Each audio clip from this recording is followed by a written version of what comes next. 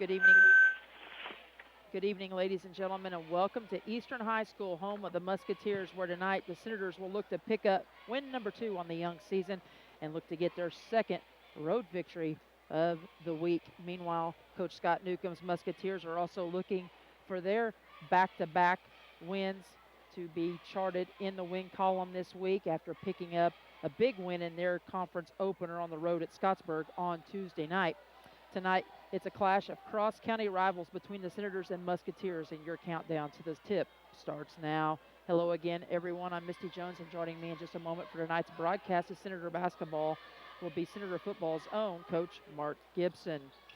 Well, for Coach Smith and his young ball club, they certainly didn't show signs of rust or distress in their road victory at Medora in the Hornets' Nest on Tuesday night.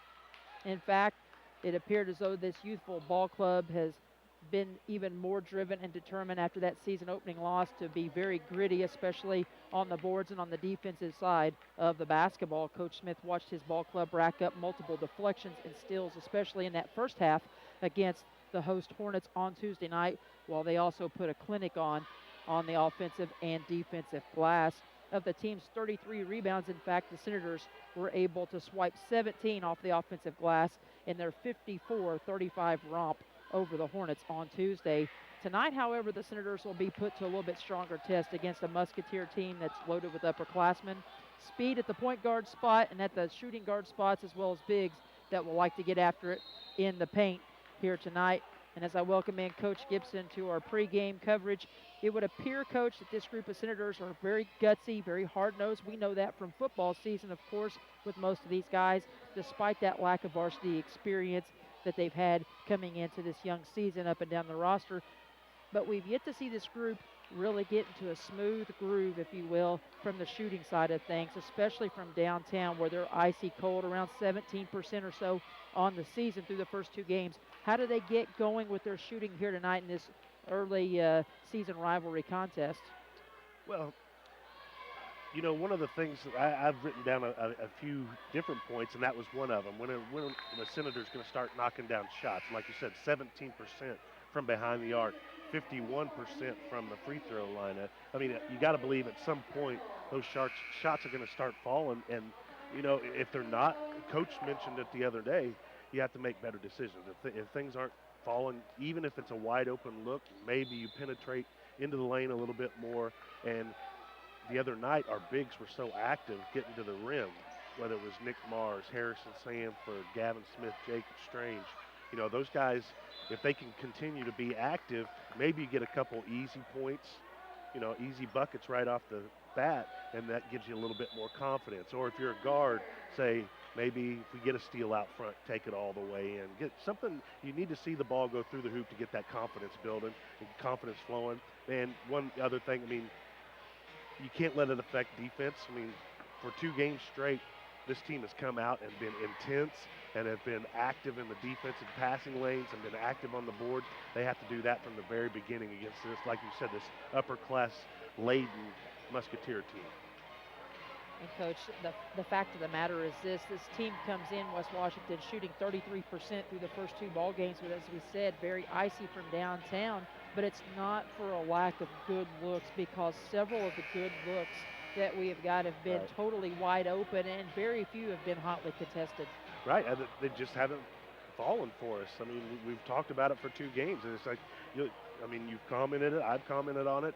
That's a good look. That's a good look. That's a good take, and they just haven't fallen. And that's I was talking to Coach Smith after the game. You know, at some point, those things they're gonna start falling. I mean, water finds its level. I mean, sooner or later, those shots are going to start going in. And if you can keep up the intensity, like they have been playing defensively and on the boards for 2 straight games now, if you keep that up and you start adding in shots starting to fall, this team could be pretty dangerous. Well, on the flip side of the coin, Coach Scott Newcomb's Musketeers start the season in carbon copy fashion. They have a rivalry game to open things up for the season on the road down at Borden, just a few minutes down Highway 60, and they fell in a tough one. They were up as many as 17, and talking to Coach Newcomb before the game tonight in his office, You know, you could just see the frustration on his face a little bit, having that kind of lead against your rival and not being able with a junior and senior laden roster to be able to put a team like that away. They opened with that loss, very tough one, had a chance at the end, in fact, to win it at the free throw line, missed out on that opportunity, and, you know, for them, it was a matter of how do we bounce back? Well, they had to bounce back in a big way with a road contest in conference in the pressure cooker at Scottsburg on Tuesday night. And in fact, they did respond with a big win over Scottsburg. And as usual, Coach Newcomb's teams like to get up and down the floor, and you can expect to see a lot of the same here tonight. They did the same thing in those first two ball games, not so much in the second half of the Borden game, but they like to push the tempo with the guards that they do have. And then off that dribble drive penetration, similar to a Kentucky Wildcat style of offense, dribble drive, get a breakdown of the defense on the perimeter, then you can dump it to your bigs down low, and they have a couple of guys that can certainly do that. As a matter of fact, they have 3 or 4 post guys that are capable of hurting you along that baseline and short corner area. So, Coach, you're a defensive guy. When it comes to football, you like the defensive side of the ball. After 2 games, after observing what you've been able to see from this young group of Senators, what do they do here tonight to slow down this pace a little bit defensively? Well, I would expect you'll see the Senators they've been patient offensively for 2 straight games. It hasn't been helter-skelter. They've been very patient, and I think you got to do that again. You can't have unforced errors. You know, you can't have live ball turnovers where we're throwing it out around, passing out front, and they get steals and breakaway layups. You know, if you limit those type of things with the Eastern Musketeers, then you're in that much better shape. You know, so you have to be smart with the ball on the offensive end. No silly turnovers, and you can't let you have to be able to crash the boards a little bit because they'll leak some guys out to get some quick, fast break points. Well, as always, we want to take this moment during our Senator Tip-Off pregame show to thank you, the fans, for tuning in to tonight's broadcast of Senator Basketball here on Salem's 1220 as we bring you this clash of cross-county rivals, Senators and Musketeers, set to get it on shortly. JV game just ended. It was a 41-34 loss for Coach Clayton Sullivan's young Senator squad at the JV level, their first loss of the season, dropping them to 2-1. And of course, during this time, as always, we want to thank our sponsors for making this broadcast and every broadcast of Senator Basketball possible all season long on WSLM. Those sponsors include our pregame show sponsor, as always, John Jones GM City. Check him out at 1450 South State Road 60 there in Salem. Check out that beautiful showroom and lot, as well as our halftime sponsor, Eddie Gilstrap Motors, just south of the square in Salem, and Ace Hardware of Salem, bringing you our Senator post-game show coverage all season long. Our other good sponsors include McDonald's, Walmart, Brady Bishop, and Channel Seed, Salem Crossing, and Meadowview Healthcare. When we come back to the Senator Tip-Off pregame show, we'll sit down and have a word with Senator head coach Sean Smith, get his thoughts on the night's cross-county rivalry against his alma mater, the Eastern Musketeers. We'll also hear a word from Scott Newcomb and get his thoughts on the night's battle with the Senators and how his team has progressed through the first couple of games as well. But first, as always, it's a 60-second timeout from the Indiana High School Athletic Association. We'll come back with those coaches' thoughts in just a moment. You're listening to the Senators and Musketeers here tonight on WSLM 1220 on the AM dial.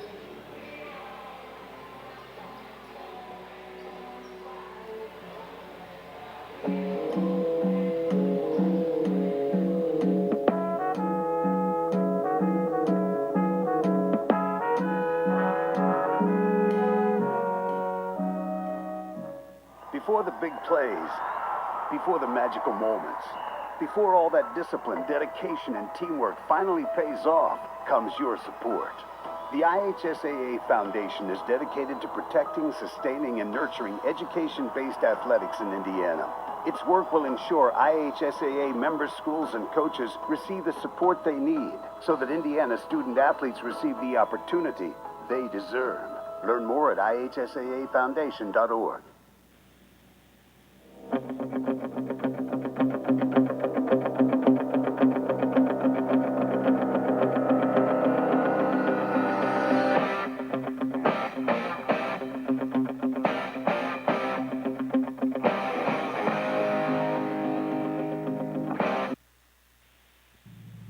Welcome back as we continue on with more of this edition of our Senator Tip-Off pregame show brought to you by John Jones GM City in Salem as we get you set for tonight's cross-county clash between the Eastern Musketeers and your West Washington Senators. And we're joined now on the pregame, as always, by Senator head coach, Mr. Sean Smith. Coach, team bounced back. I thought for a young group, they showed a lot of resiliency and did a nice job in their first road test on Tuesday night. Talk to us a little bit about what you was able to take away from that win against Medora. Definitely, yeah. We came out and had short memory and came out and played, pretty well on our first road game. There was a few moments where we lost our focus a little bit and kind of quit attacking, and Medora was able to chip away and get back into it a little bit. But for the most part, I thought everyone contributed to the win, and it was a good first road win, and nice to get that first win under our belt and get some confidence going. Kind of talked about this a little bit in the post game the other night. Just the idea of it seemed like for the guards, it was more of a defensive display for them on Tuesday night, really harassing Jones and Myers, and Henson in the backcourt. And then for the offensive side of things, it appeared to me that the post players really made a concerted effort to make their presence known, especially Nick, who had a big night. Yeah, absolutely. Our guards, I thought, really did a good job of getting after it and getting a lot of deflections. We got some steals in there. And then, Nick had, a double-double, and Harrison had I think we had him for 11 rebounds. He had a great game, and Smitty, he had 8 points. He came in and, put the ball in the basket a few times, and he could certainly do that. So, those three in particular. And then Jake came off and, had a nice game. Being a freshman, he, struggled at the line, but he definitely was aggressive, in the paint. So, we did a good job of attacking their zone and getting in short corner and mid-post area and being able to, challenge their guys inside a little bit and get some buckets. And it's something we'll get better at. And if we get our shooters, a little more confident, then we could feel pretty good if our post players play like that. If people do decide to zone us, but we definitely need Nick. I think that's a key there. Nick and Harrison and Gavin, those guys being aggressive, and Jake being aggressive in the paint there. Challenging people instead of fading away and that sort of thing. Coach, I know it's early, but you've had a home game now against Salem, who had a couple of seasoned guys back from their starting lineup last year. You've had a road test now against a very scrappy but young Medora team. Just tell us where you think this team is at right now as far as turnovers and within the offensive side of things. Well, so far we've taken care of the ball pretty well. And that first game against Salem, we were very patient and looked to get good shots. We're still in that stage of trying to figure things out, though. We definitely, we're young and experienced, and we're trying to kind of figure out what our strengths are and limitations are, and we got some guys that we know can shoot it.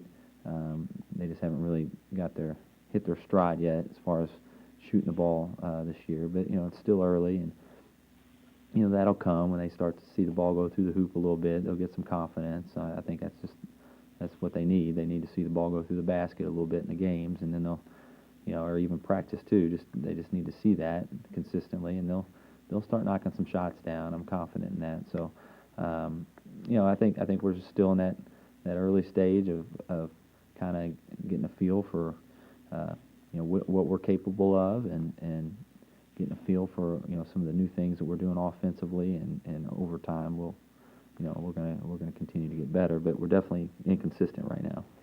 The young Senators bounce back, of course, with the 54-35 win on the road at the Hornets' Nest on Tuesday night. And Coach, as we said in the post game again on Tuesday, no rest for the weary. You've had a couple of days to prepare now for this county clash. Eastern road game, tough environment, tough place to play in. You know a little bit about that. And just talk to us a little bit about what Coach Newcomb's group this year offers as far as personnel.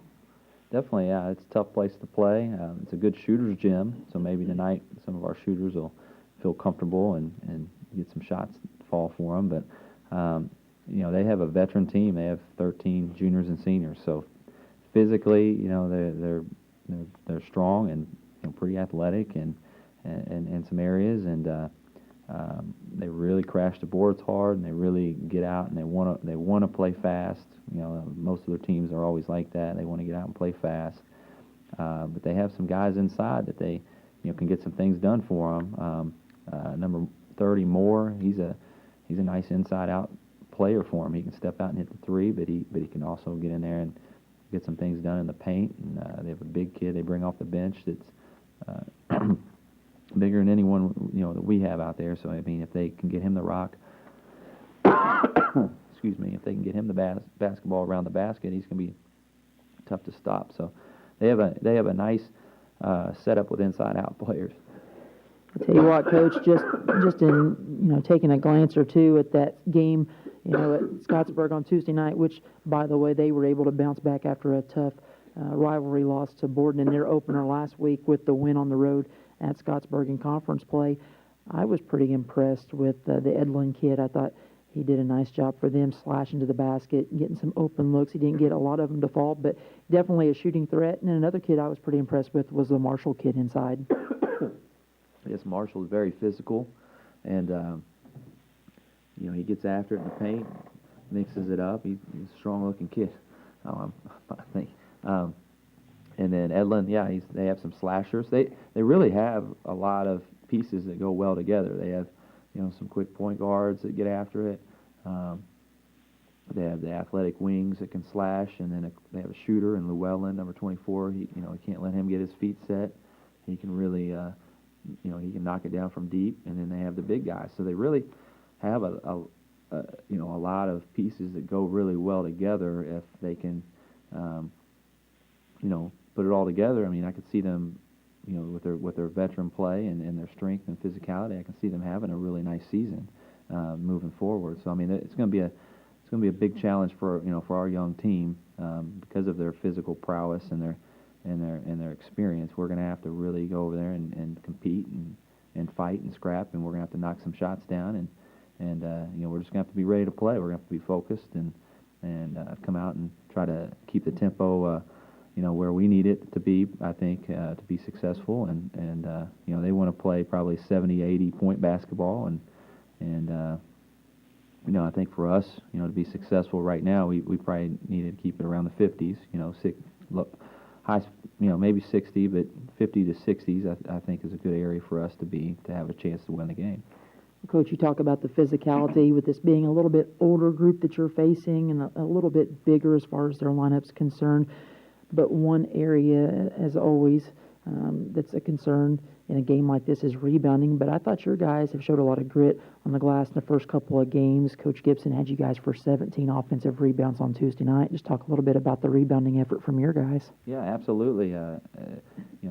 Nick is a very strong kid, and we're trying to get him to be very aggressive in the paint. He has a nose for the ball, so he's rebounding well. And Harrison's had 2 great games on the boards, and that stuff's contagious. Guys see those two getting on the boards, and all of a sudden, Smitty and Dakota and when I say Smitty, Gavin, they're both Smitties, but Gavin Smith, Dakota Smith, and then Jake. Those guys hitting the glass and getting our guards to go in there and crash a little bit when they can. But I mean that effort level has been great to see from some of the guys, and that can be very contagious. And that's what we're going to have to do. I mean, we're going to have to go.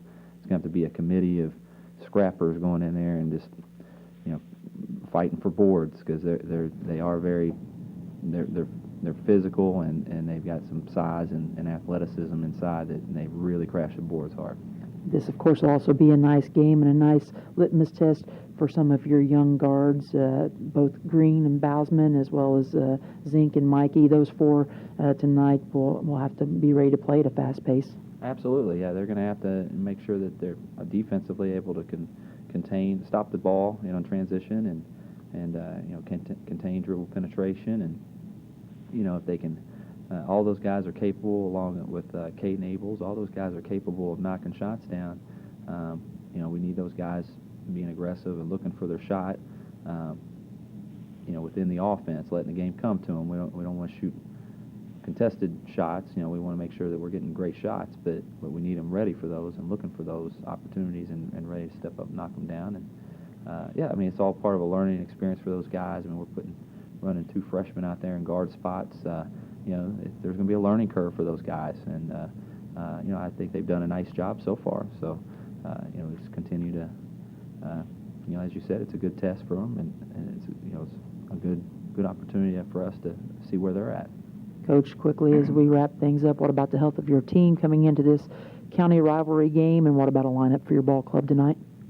Everybody's healthy for the most part. Sanford tweaked his ankle last night a little bit, but he hasn't let me know, that it's.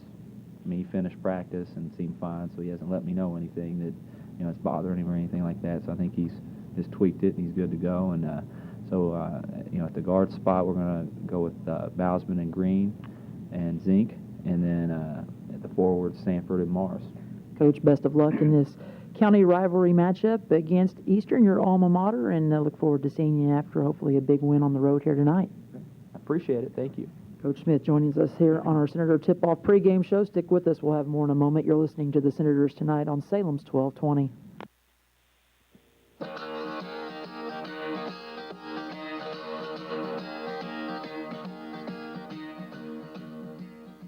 Join Ace Hardware of Salem for a jolly good time.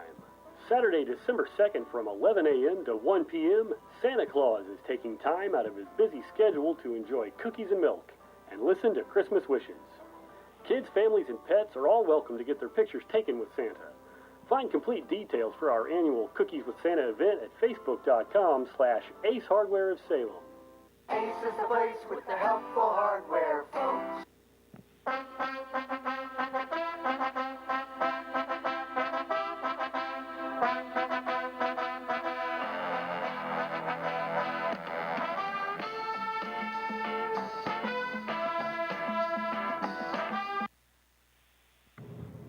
Welcome back as we continue on with more of this edition of our Senator Tip-Off pregame show. And we're joined now by Eastern head coach, Mr. Scott Newcomb. Coach, talk to us a little bit about the start to your season thus far. You got a 1-1 record, and it looks like your guys did a nice job of bouncing back after a tough season opening loss to Borden. Well, it was a tough loss at Borden, and we had a nice lead. We started off that game really poor. We got down 7-0 and didn't play with any poise to begin with, but by the end of the quarter, I think we were ahead, and then we were up 8 or 9 points on them at halftime. So I thought we really bounced back, and probably that first 3 minutes or so, we didn't play very well, but the rest of the half we did. And then really till about 2 minutes to go in the third quarter, we played well. We got up to where we were up 17, and then then the momentum started changing, and Borden just kind of took advantage of that, and we didn't do a very good job of handling the pressure, and we just our guard play was really poor that night, and we just didn't have anybody that wanted the ball in their hands and let me run the offense type thing, and of course we feel like we got 4 guys that are very capable of doing that, but not a one of them really stepped up. So from that standpoint, it's disappointing, but we had good play, and like.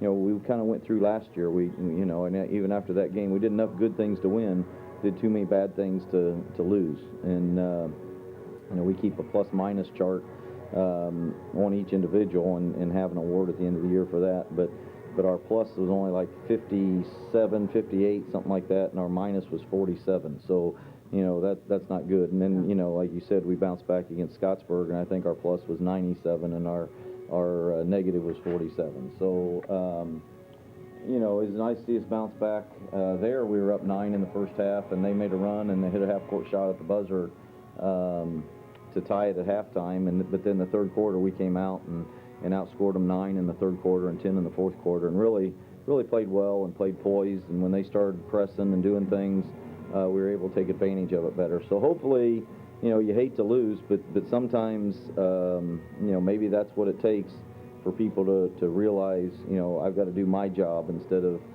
trying to do something that maybe we're wanting somebody else to do. So hopefully it's a learning experience. We'll find out as the season goes forward, but, from a coach's standpoint, that's kind of what you hope for. And when you look at your roster, Coach, you've got a roster full of juniors and seniors, so certainly that has to be a comfort to you, especially You know, whenever you're young into a new season, and maybe even whenever you're playing a team like West Washington tonight that has a lot of younger players on their roster. Well, they do, and so you kind of want to figure out a way to get out on them early. But those young players have played a ton of basketball. We kind of watch them, as close as they are, you kind of watch them grow up. And every year, whether it's football, basketball, they've always had success. And of course, we play each other in the summertime and things as well. And that's just a really, really good group of freshmen. And then you combine it with some older guys that have some experience and some size. West Washington's going to be a handful. And, we had Josh and Mikey. They went and watched them last Wednesday against Salem. And afterwards, we kind of talked, and he said, they've got the toughness of a Borden, but probably more skilled than a Borden. And, so that says a lot right there if you're playing as tough as what, Borden played as far as just that grit and determination. So if they're going to play hard and with the skill level they have, even though they've got some freshmen and younger kids playing, it's going to be a rough ball game. And that was some of my conversation tonight with both Coach Smith of West Washington and Coach Newcomb, always gracious to join me for a little bit on our pregame as well. Let's bring you tonight's Keys to Victory, brought to you by our pregame show sponsor, John Jones GM City. First and foremost, Coach Gibson, it's going to be guard play because we talked about their guards wanting to get out and push our young guards in terms of both age and experience. How will they handle that? Can we control the tempo? Secondly, Windex work. What do I mean by that? Well, you use the Windex to clean that glass. We're going to have to do that same thing and try to own both ends, of the board spectrum here tonight against a pretty big team, the biggest one we've faced thus far. And then that early energy. Can our guys bring that early juice, get things going, and get into that shooting rhythm we talked about? Yeah, exactly. That's one of the main points is we have to get off to a good start. I mean, there's some excitement here for these. It's their first home game. Coach Newcomb was, I think, going for his win number 200, I think, tonight. Yep. I mean, there's some things that I'm sure they're excited to get going here at home. So our young team has to be able to match their intensity right off the bat because, I mean, if you get off to a good start, the confidence just builds. But if you let them go out on an 8-0, 10-0 run right off the bat, then it's all uphill from there. Tonight's Keys to Victory brought to you by John Jones GM City. They're a proud sponsor of our pregame coverage all season long. Call the folks at John Jones GM City at 1-800-ISELL-GM 473-5546. Check them out at johnjonesautogroup.com, or better yet, check out their beautiful showroom and lot at 1450 South State Road 60 in Salem. John Jones GM City. You see so many because they pay so little. And again, folks, congratulations to the Eastern JV Club as they pick up a big win here tonight over Coach Clayton Sullivan's Young Senator squad. Coach Sullivan's squad was undefeated coming into tonight, but they fall for their first time this season, 41-34 in the JV contest. I want to step aside, take a break for the national anthem. We'll come back with tonight's starting lineups and tip right after this.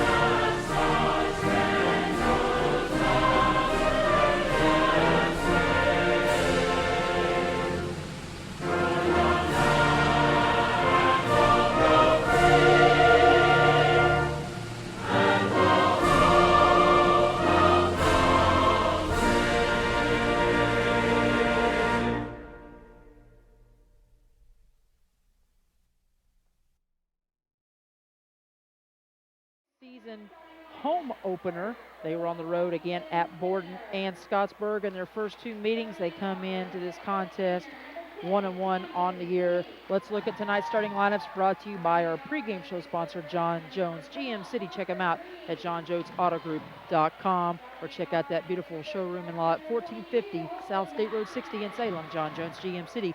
You see so many because they pay so little. First for the Musketeers, as I said, 1-1 on the year. Coach Newcomb tonight, folks, looking for win number 200 in his career, 199 and 221 in his 20th season at the helm of the program here at Eastern High School. They average 62 and give up 53 per contest. They won 64-45 at Scottsburg on Tuesday night. Number 12, Matt Coates will start at one guard. He's a 5'11 junior. He averages 6.5 points per game and 3.5 assists to lead the team. Leif Edlin, 22, a 6'2 senior, starts at the other guard spot in the backcourt.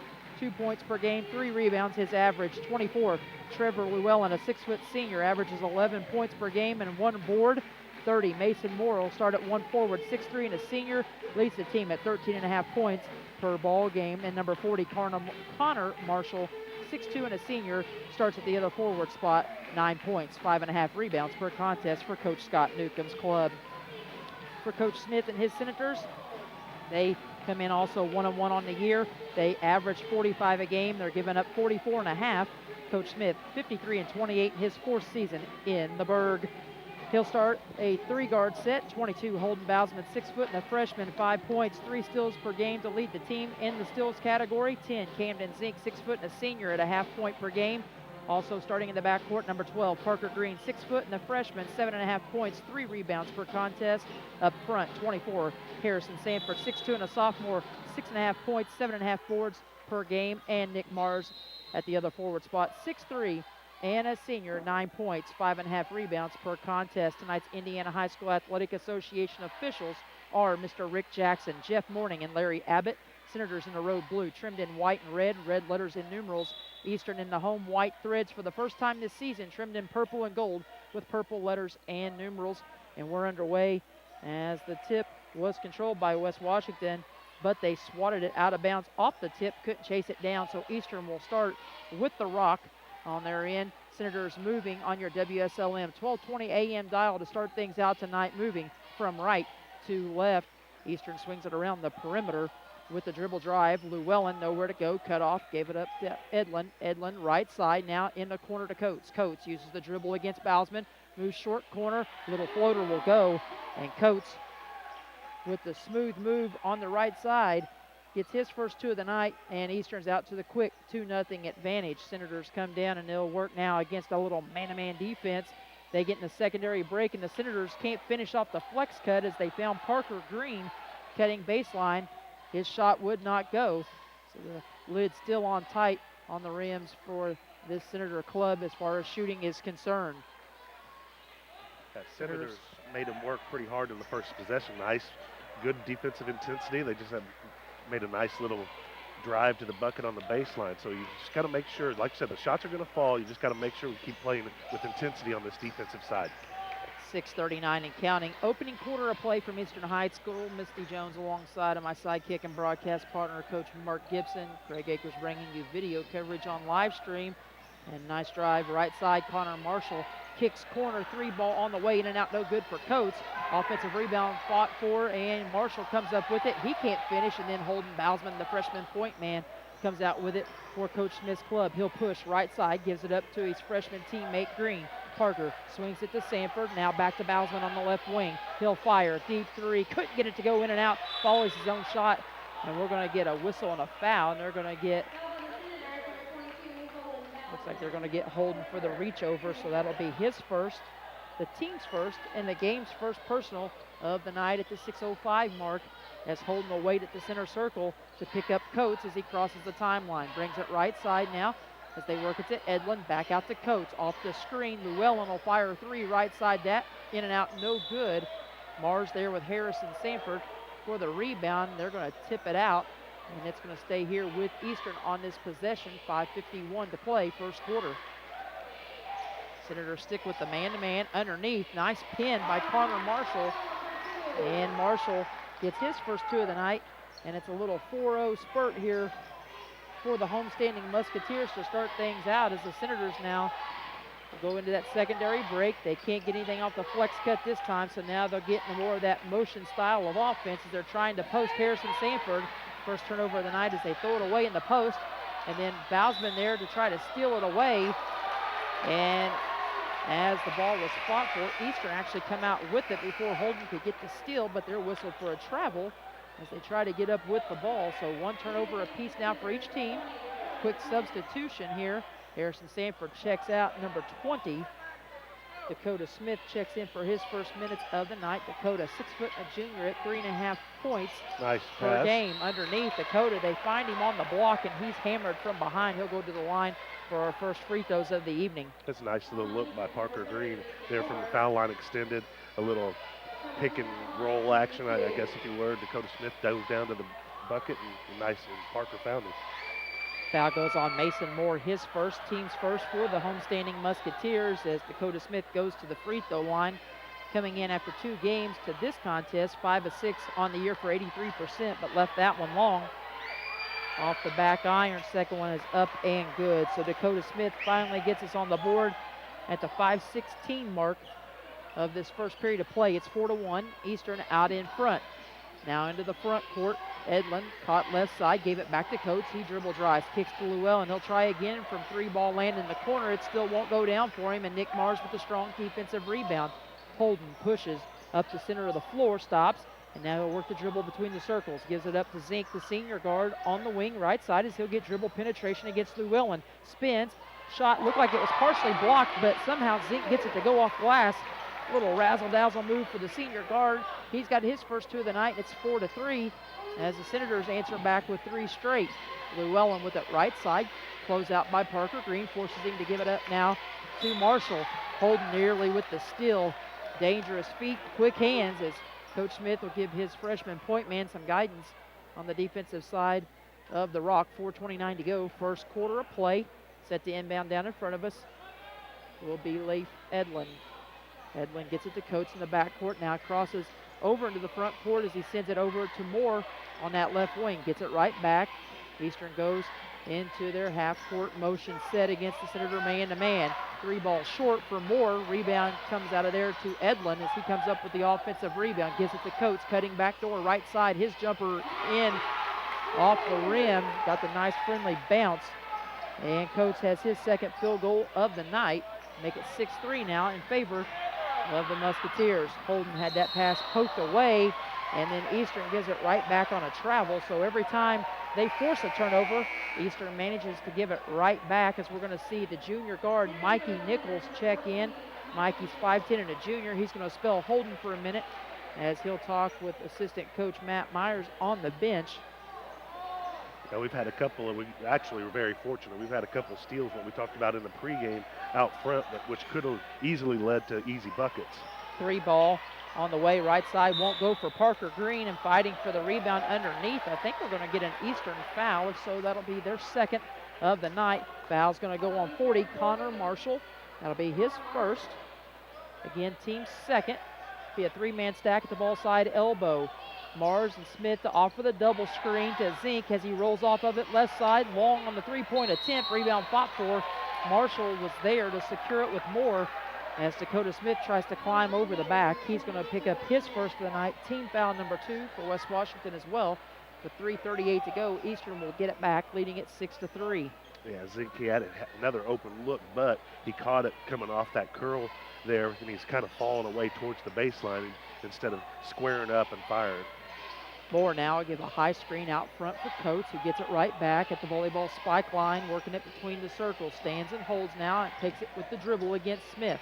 Dakota forces him to give it up as they go into their little weave offense out front. They'll leave it for Coates right side. His 3 in and out, no good, as they are dry as a bone from that right corner. Can't get anything to fall from downtown. Parker Green with it off the feed from Nichols. Goes in the post left side to Mars. He tries to go off glass. Shot won't go. Rebound pulled down by Marshall. Eastern off and running. 3-on-4 break. Kicks corner. Llewellyn left side. Got it to go. Trevor Llewellyn with his first triple and first points of the night. Make it a 9-3 score. And the Senators doing a little soul searching here now on both ends of the floor. Coach Smith burns the timeout. It is a 30-second timeout, so we'll keep it right here. Fans, don't forget tonight, after the broadcast, as soon as we go off the air, we'll kick it back to the station, and Becky will bring you the Purdue Boilermakers in action tonight against Maryland. That game will be in progress as we join up with that broadcast. 2:50 to go, first quarter of play, 9-3 your score. Eastern out in front. While we have a moment, let's pause. 10 seconds for station identification. You're listening to the Senators and Musketeers tonight on WSLM. When you're listening to IU Sports, you need to be locked in on WSLM 97.9 FM, your home for IU Sports. Back out of the timeout by Coach Smith and company. Senators will have it. Nichols, Green, Gavin Smith, Dakota Smith, and Camden Zink into the ball game now for the boys in blue. Gavin Smith into the ball game, a 6'2 sophomore.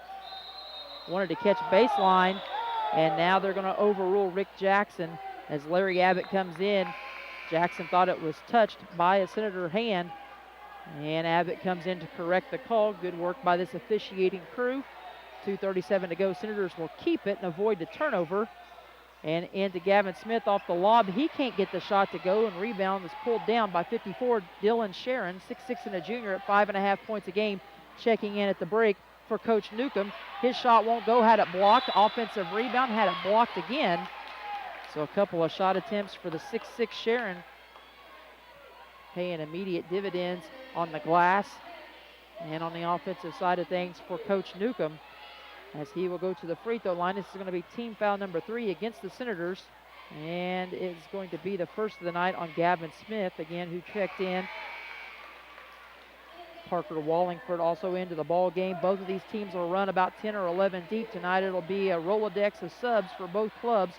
Parker Wallingford, 5'10 and a senior, 7.5 points, 3.5 boards per game through the first 2 contests for Eastern. Into the ball game, Caden Abels. Abels, a junior guard, 5'8 at a point per ball game. Holden Bousman also back in. Sharon was able to knock down both free throws, make it now 11-3, largest deficit of the night for West Washington as they work in the half court. Nichols with the feed to Bousman, right side, got it to go. Deep 3 for Holden. Needed that one. And he's finally off the snide a little bit with his shooting, makes it now 11-6. Shot was swatted away, and now we're going to have a foul on Eastern. After the dry trip offensively, Coach Smith will coach up Nichols and Abels in the backcourt. Foul goes against Eastern, their 3rd as a team. And this one's going to go against Wallingford, fresh into the ball game. So for West Washington, again to reset, Gavin Smith, a sophomore, out there with junior guards Mikey Nichols, Caden Abels, freshman point man Holden Bousman. Harrison Sanford also back into the ball game, 6'2 and a sophomore. Abels into the paint, nowhere to go, went airborne, threw it away. Turnover number 3 for West Washington, and we're going to have a foul in transition against the Senators. This will be team foul number 4. This one will go against Mikey Nichols, his first of the night. Caden just got stuck there in the air. He drove down. Nice idea. He saw Holden setting up again, but he got caught up in the air. And you just can't do that. Nowhere to go with it on the inbounds pass. Sawyer Sterrett finally able to trigger it in, or excuse me, Mason Moore rather. And Sterrett's also into the ball game. Sawyer Sterrett, 5'10 and a senior, 2 points per game for Coach Newcomb off the bench. As Bousman, he has given Dylan Sharon at 6'6 all he wants and more. Holden giving up a lot of body mass and a lot of height to Sharon. And in a dogfight with him in the post, ball was poked away, and it will stay with the Musketeers. Abels is going to check out.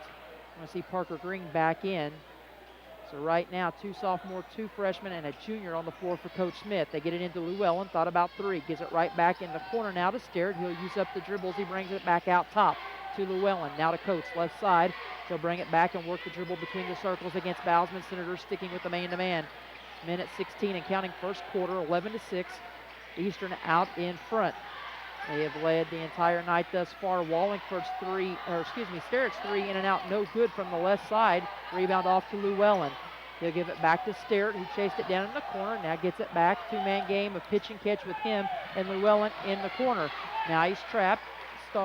Sterrett had to give it up. Back to Llewellyn, now to Coates, and they'll settle down 50 seconds to go, and Senator Nation, folks, out in force again. Great crowd on hand here tonight against the Musketeers in their opener, and they're going to travel with the basketball. Turnover number 3 for Coach Newcomb's club, as that brings the Senator fans to life even more. Great cheer block on hand as well.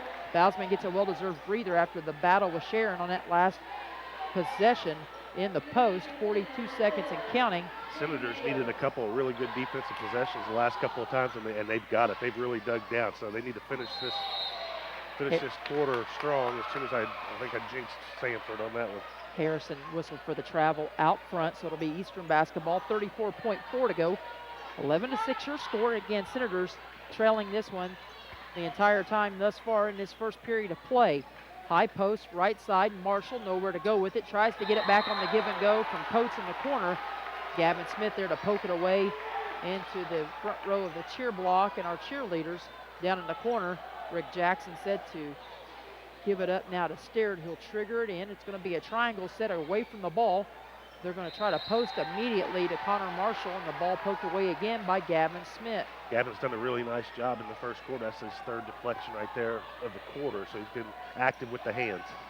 Gavin will battle now in the post, as this time going to work out front against 42, Jacob Stewart, 6'4" and a senior. He's also in for his first minutes of the night. So Coach Newcomb using him up off the bench. Shot missed out front by Starrett. We're going to get an over the back call. Good rebounding effort by West Washington, as this one will go against Connor Marshall, and that'll be his 2nd, team foul number 4 substitution, as we're going to see Mason Moore check in for Marshall after picking up 2 quick ones here in the quarter. Coach Newcomb points to his temple and says, hey, you got to be a thinker out there, young man. 9.1 on the clock. Senators will take it full length of the floor. Tried to get it to Abels. Senators throw it away. Turnover number 5 of the period. Deep 3 off the top of the backboard will be whistled dead by Coates with 3.1. Green will have to be more careful with the inbounds pass as they tried to catch Abels looping through a double. They'll try to loop through it again. They'll break Harrison Sanford. Long catches acrobatically, loses the handle. Is going to try to shoot it from the floor and be whistled for a travel as time expires. First quarter in the books here in Eastern's home opener against the Senators, and it's been all Eastern in this first quarter as they lead it 11-6 in a low-scoring battle tonight. You're listening to the Musketeers and Senators on Salem's 1220. We'll be back with second quarter action right after this.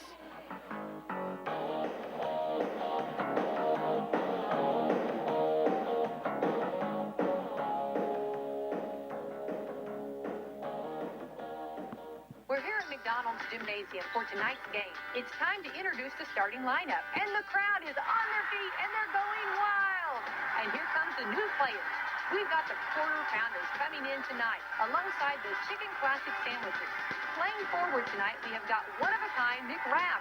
Guarding your hunger, it looks like we've got McDouble and McChicken coming in. And starting in the center court tonight will be Big Mac. Look on the sidelines, folks. We have Chicken McNuggets cheering tonight alongside those golden delicious fries. Hot and always ready.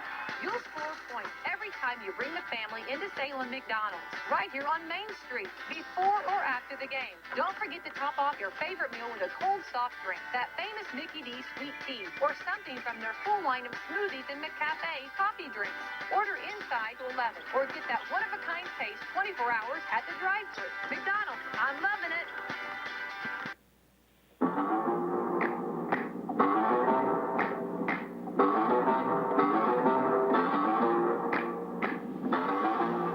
Back to begin the second quarter of play, as the Senators will open with the basketball to begin the period. It'll be Sanford, Green, Abels, Nichols, and Mars to open up the period. Green gets it in the backcourt, goes behind the back as he brings it into the front court, leaves it right side for Abels. Nice move, baseline jumper will go for Abels as the junior into the scorebook in this second period of play. Senators trim it to a 3-point decision at 11-8 to open up things here in the quarter. Nice start for them offensively. Yeah, Abels did a nice little job. Little hesitation, fake left, out of the baseline is nice. And now, this is real. I think Coach Bousman might have got that 5-second call. Coach Bousman trying to help out this officiating crew, kept yelling for a 5 count. A great job defensively. Yep, Larry Abbott with the call there as they force Eastern into their first turnover of the period. 4th overall in the half. 11-8, 7:23 and counting second quarter. Senators nearly give it up. Abel's nowhere to go, nearly traveled, gave it to Harrison Sanford, who hits the rainbow jumper. And Harrison into the books with his first 2 of the night, make it 11-10, and here come the Senators. Nearly a minute gone by in this second quarter of play. They'll loop a guy through the high screen on the left side as they tried to get it to Edlin for a shot. Couldn't get it, so they'll cycle back through once more. Now they'll look for a high screen. Stewart comes out, offers the screen, rolls on the wing, lost the handle, and they're going to say last touch. 3 Senator jerseys surrounding Jacob Stewart. Abel Beide, 6'4" senior big man for Coach Newcomb, just couldn't handle it off the give and go on the pick and roll. Parker did a nice job as well. He got his hand in on that one too. So they're really converging when anything goes down into the box area. Stewart gets it off now to Coates. They'll give it up now out front to Tevin Jeter, 5'7" and a junior. He got the start against Scottsburg the other night. So Coach Newcomb now 10 deep into his bench as they give it to Coates right side. Out of the corner, kicks it up now to Laith Edlin. He had it poked away by Green. Good handles, and they'll stay on this end as all of the guys on the bench stand for a round of applause after that effort by Green to poke it away. Minute and a half gone by. Second quarter of play from Eastern High School. Again, Missy Jones alongside of Coach Mark Gibson as we bring you coverage of tonight's county clash. Eastern with the basketball, leading it 11-10. They try to feed cross court to Mason Moore. You got to like the effort as Harrison Sanford gets on the floor. He gets pumped a little bit. Sometimes you don't see a lot of emotion out of Harrison Sanford. Ball poked away though, and it's going to be a turnover for Eastern. Now their 5th of the half, 2nd of the quarter. And Harrison will be set to inbound as he gives it to Abels. Take the lead here. Chance to get their first lead of the night as we roll upon the 6-minute mark. Parker Green, 3, right side. Couldn't get it to go in and out. Ball touches the top of the backboard. Will be whistled dead. And Coach Josh Green hasn't caught a glimpse at the end of the bench telling him, hey, guys, he's a shooter. Got to get out on 12. They failed to do so, and they get away with one as Parker comes up short on that attempt. 11-10. Again, Eastern's led the entire time thus far. High ball screen for the 6'6" Sharon for Coates. Now they try to get it into him as they lob it. Looked like he traveled and picked up that pivot foot a little too soon. Larry Abbott was able to see it. Turnover number 3 of the quarter, 6th of the half.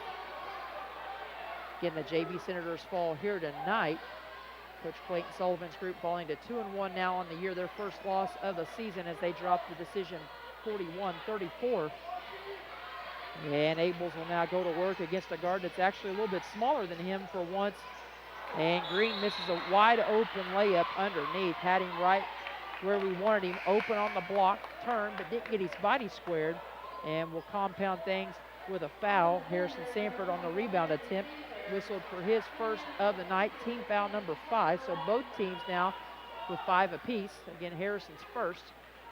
Green, Mars out there with Nichols, Abels, and Harrison Sanford. Coach Smith liking this group of 5. They've been out there for a while, Coach. Yeah, they've done a really good job of getting their hands in the passing lane. I mean, they've just... Coach for the 3 on a nice feed. Everybody got caught on the baseline there in their little weave section. He was wide open for 3. So the Senators force Eastern into going almost 3 minutes deep into the quarter before their first points. Sanford tries a rainbow jumper, left baseline, it wouldn't go. Mars gets the offensive rebound, it wouldn't go for Mars on the putback off the offensive glass. Coates comes out of there with it on the board. They'll shoot it cross court to Jeter. Jeter looking inside, and we're going to have a whistle and a foul on the wing, and this one I believe going to be tagged on Caden Abels. That'll be his first, team foul number 6. Eastern will be in the bonus on the next foul, given it's not a player control, as Nichols will come out, and Bousman, after a well-deserved breather, a long one at that, will come back in. Edlin tried to feed down low. Sharon giving a little shove in the back to Mars, who's fronting, holding, offering some backside help. Jeter will dribble left side, kicks it quickly to Wallingford. He drives baseline, wide open, missed the layup left side. Coming up with the rebound was Wallingford. He missed, and then Bousman comes up with the rebound, and we're going to have a whistle and a foul. And this one's going to go on Sharon. That's going to be his first, team foul number 6, so Eastern keeping pace. Both teams will be set for bonus basketball from the line.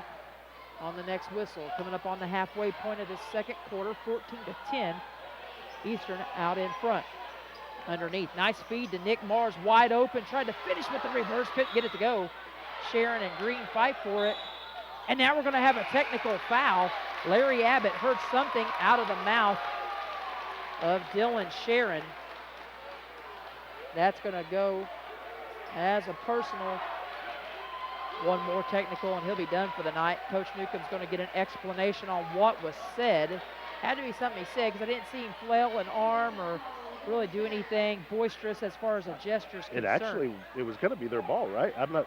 It looked like they were going to signal that way. Everybody was walking this way. I'm not real sure why he was upset, to be honest with you. But he didn't feel like he deserved a tech there, so I don't know. That was a confusing situation there. So Sharon will. Unless he said something to one of our, unless. And he may have said something to Green, who he was battling with. He can't believe it, and he's playing the role of innocent to Coach Newcomb, who's going to leave him in, and Caden Abels goes to the line. He had not attempted a free throw through the first two ball games. Abel steps up, knocks down the first, cool as a cucumber. He'll get one more off the technical. He's got 3 on the night. Senators keeping this thing close, 14-11. Llewellyn will check out of the ball game. And Abels misses that one, so perhaps put the broadcaster's jinx on a little bit. 3-point game, 14-11. Abels checks out of the ball game. And Camden Zink, the 6-foot senior guard, will check back in as he'll work against Jeter at 5'7". Senators will have it off the possession from the technical.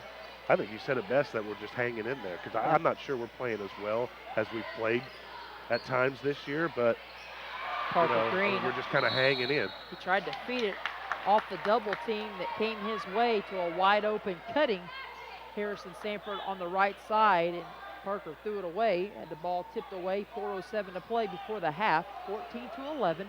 Eastern clinging to a 3-point lead in a tight contest, low-scoring battle. And then Jeter knew it as soon as he heard the whistle, picked up that pivot foot, unforced turnover, number 4 of the quarter, 7th of the half. Jeter will check out, and it's Llewellyn, Coates, Wallingford, so they're going to go a little guard pressure. heavy, as well as Leif Edlin out there with Mason Moore.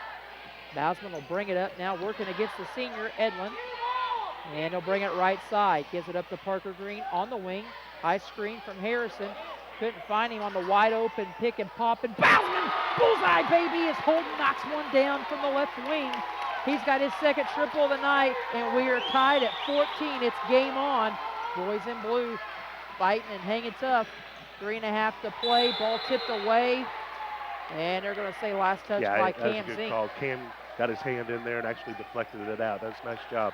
But that was a nice job. And Holden, I don't know, he's had a lot of open looks, but he just looks smoother on that one.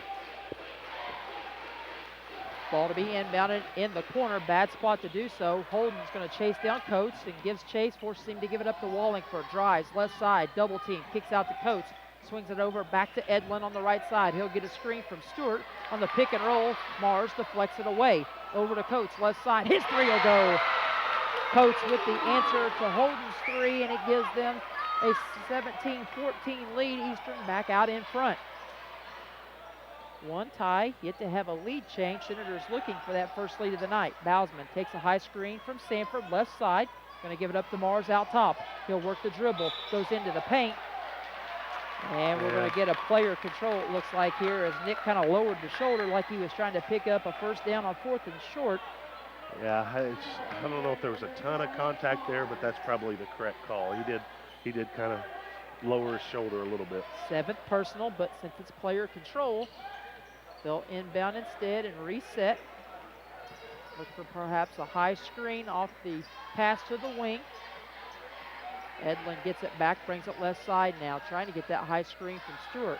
Underneath, Wallingford working against Bausman, able to get open and get free.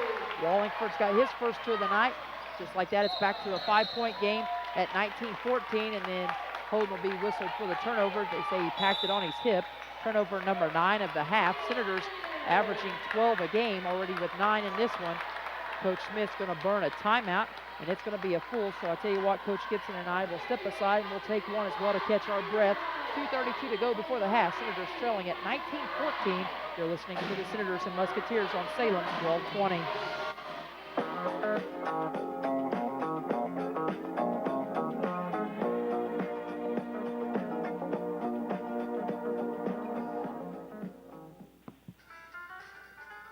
This is Kelly, and this is my Walmart. This is Kate, and this is my Walmart. This is Kevin, and this is my Walmart. This is Alicia, and this is my Walmart. This is Jessica, and this is my Walmart. We're all part of Walmart, and we're all part of the local community. Walmart has contributed hundreds and thousands of dollars to the Salem and Washington County community in the past year. We've raised money for Salem's flood victims, local fundraisers, and donated to local law enforcement, the Community Foundation, and many other civic and private groups in the county. We're here to serve you with our unbeatable service and quality products and everyday low prices. I'm Jeff Rampy, and this is Salem's Walmart.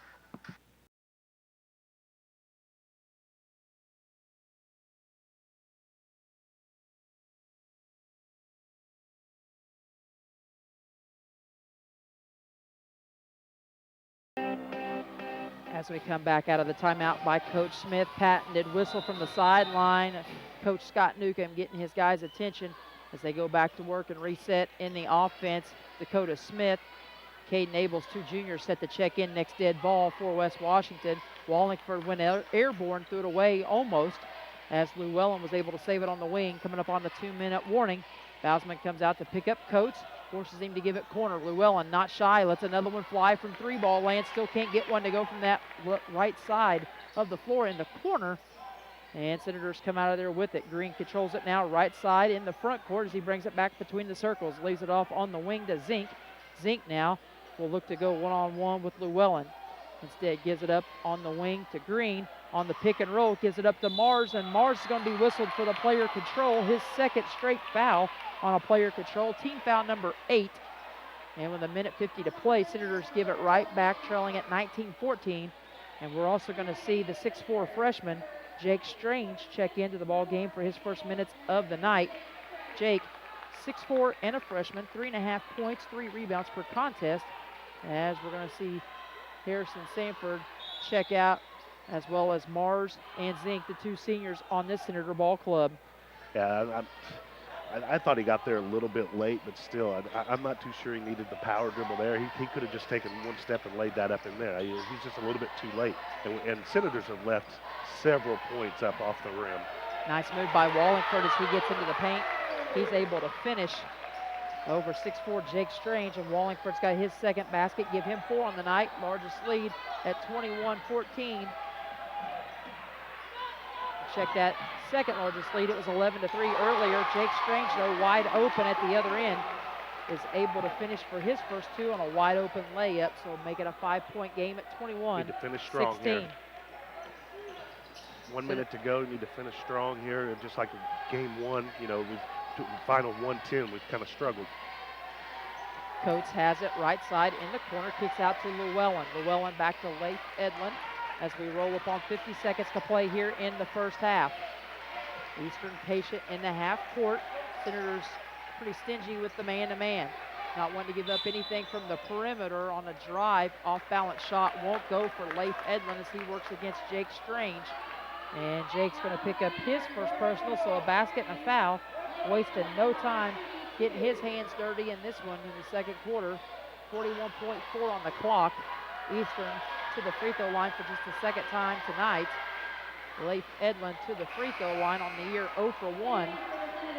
And make that now 0 for 2 as he left that one short. Need to make sure we box out here. Don't want to give up a freebie. Second one is up and good. So Edlin finally into the box score, make it 22-16. 41.4. They'll try to break somebody long. Abels comes back, though, as the release for Green. He'll bring it up now, split 3 guys with the dribble, and in the process, turn it over. Now we'll see here. Abbott's going to talk about it with Jeff Morning. And it will be Eastern basketball. Dakota Smith to check in. Gavin Smith back into the ball game as well as 6'2" sophomore. Smith is going to check out, so a Smith for Smith substitution here. Holden, Bausman, Jake Strange, Parker Green, the big three from the freshman crew that play a lot of varsity minutes, as well as junior Dakota Smith and junior Caden Abels, 35.4 before the Caden break. just got a little bit too aggressive there. I mean, he tried to dribble through 3 guys. You know, we had plenty of time, 30 seconds. There's no reason we had to just push it with that much tempo. If you're dribbling through 4, math tells me that there was probably somebody open on the skip ahead. Leif Edlin will drive against Green. He doesn't give any ground those. He forces him to bring it back out. Now to Wallingford, the transfer from New Albany a couple of years ago. Made his way into the fold here at Eastern after transferring. 7 seconds. And Bousman's going to take a charge, and Papa Bousman in front of us likes the calls. He gets up and gives it to John Madden. Boom. And the fist pump. Coach Newcomb going to say Holden doing a better job of acting, trying to pick up an Oscar for that performance. 5.9 on the clock. Player control goes against Edlin. That's his first, team foul number 8. So we'll see what the Senators can come up with here. Plenty of time, 5.9. Bousman gets it. Crosses over against 2 guys. Gives it to Green. Half court heave will be off the mark, way off. He turns around, tells Coach Smith, hey, my bad. And the Senators will head up to the locker room, trailing at 22-16 here at the halftime break. Coach Gibson and I will step aside. We'll start crunching some numbers. We'll come back to begin our Eddie Gilstrap Motors Senator halftime show right after this word from a couple of our sponsors.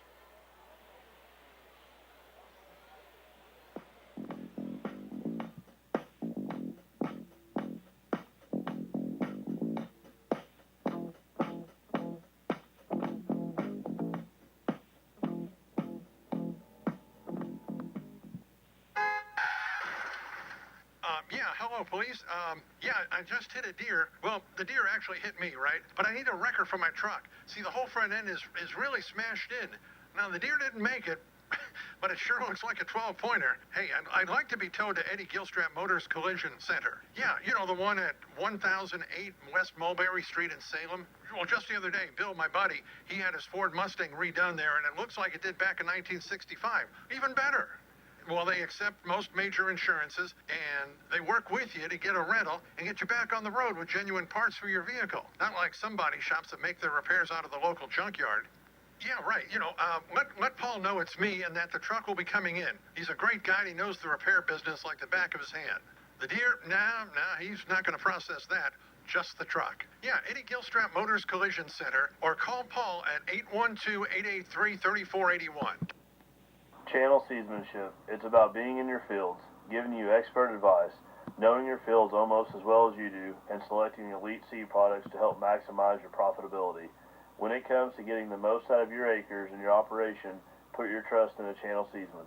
For customized service, expert advice, and elite seed products, contact me, Brady Bishop, at 812-620-4624.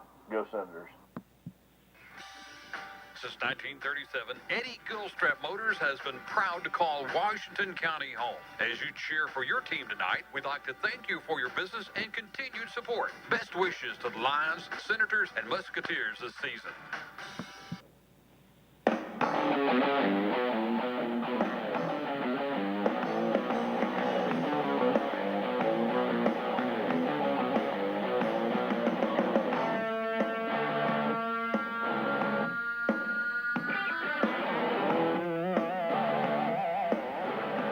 To begin our halftime show, brought to you by Eddie Gilstrap Motors. Stop in and see the fine folks at Eddie Gilstrap Motors just south of the square in Salem, a proud sponsor of the Senators all season long on WSLM. Halftime break, the homestanding Musketeers in their home opener. Remember, they opened with 2 road games, a heartbreaking loss in the season opener just down the road at Borden, with a chance to win it late after blowing a 17-point lead, and then bounce back with a big win in the pressure cooker over at Scottsburg on Tuesday night. Here they lead at 22-16 against the Senators. Let's run down the scoring for the Musketeers as they go several deep into the bench. In fact, Coach Newcomb going 10 deep in that first half of play.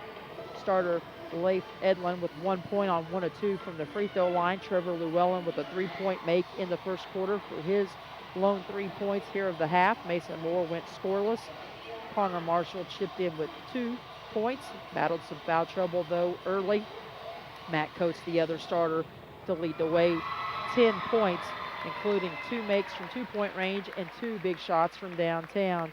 He had the first basket for them at the 5:15 mark of the second quarter to kind of break the ice when they were in a bit of a drought. Off the bench, Tevin Jeter plays but does not score. Parker Wallingford chips in 4 all in the second quarter of play off of 2 two-point field goals. Sawyer Sterrett goes scoreless, as well as Jacob Stewart. Dylan Sharon, the 6'6" big man, comes in, gets a couple of personals, including a technical, and he finishes the half with 2 points on 2 of 2 from the free throw line. They go 3 of 4 as a team in the first half from the charity stripe for 75%. They turn it over 8 times in all in the first 16 minutes of play. Meanwhile, for West Washington, just 16 points on the board at the half. Remember, they come in averaging just 45, and Coach talked about it, a game that they probably want to keep it at this pace as far as scoring is concerned. So they got Eastern playing the slow tempo, but just got to get some more shots to go and be a little bit more fluent with the basketball.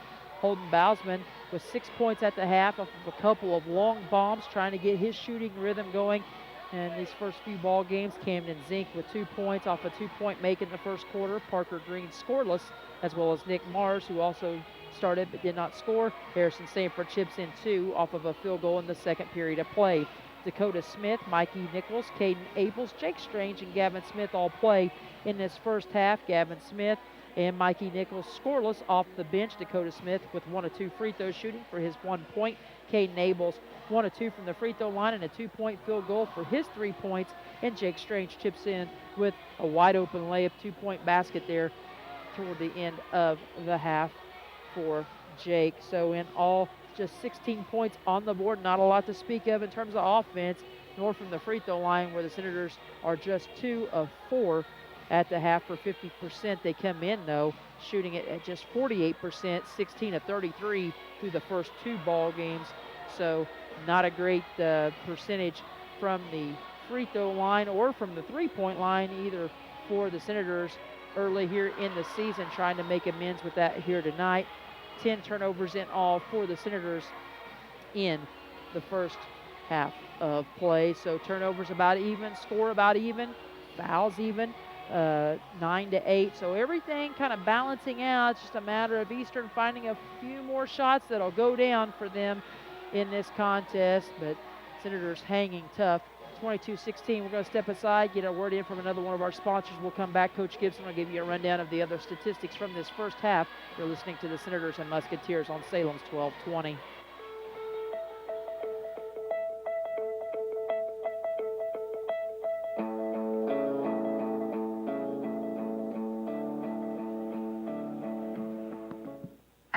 Health and Rehabilitation, we offer hope in the form of our Moving Forward short-term rehabilitation to home program. With a full range of therapy programs, the goal of Moving Forward Rehabilitation is to help people return home safely with the skills they need to live life on their own terms. Call us and ask us about your Medicare replacement policy or managed insurance policy and what your benefits are. We are here to help. For more information about MetaView, visit ascseniorcare.com or call 812-883-4681.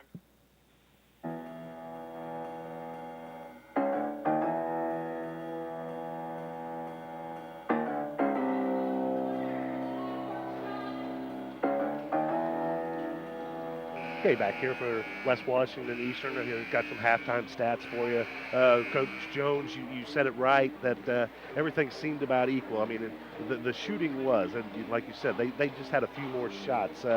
West Washington shot 4 of 11 from 2-point land for 36%, 2 of 7 from 3 for 29, compared to Eastern shot 5 of 11 from 2 and 3 of 12 from 3-point land, which is 27. So basically it was 35% for Pekin Eastern and then for 33% for the Senators. So that's pretty even. Where it starts to get a little bit skewed is that the Musketeers actually led in rebounding 11-6, which doesn't seem that bad, but they had 6 offensive rebounds. So that gives you extra possessions, extra shots up, which led to their 46% shooting from 2-point land, and a lot of them were right there around the rim.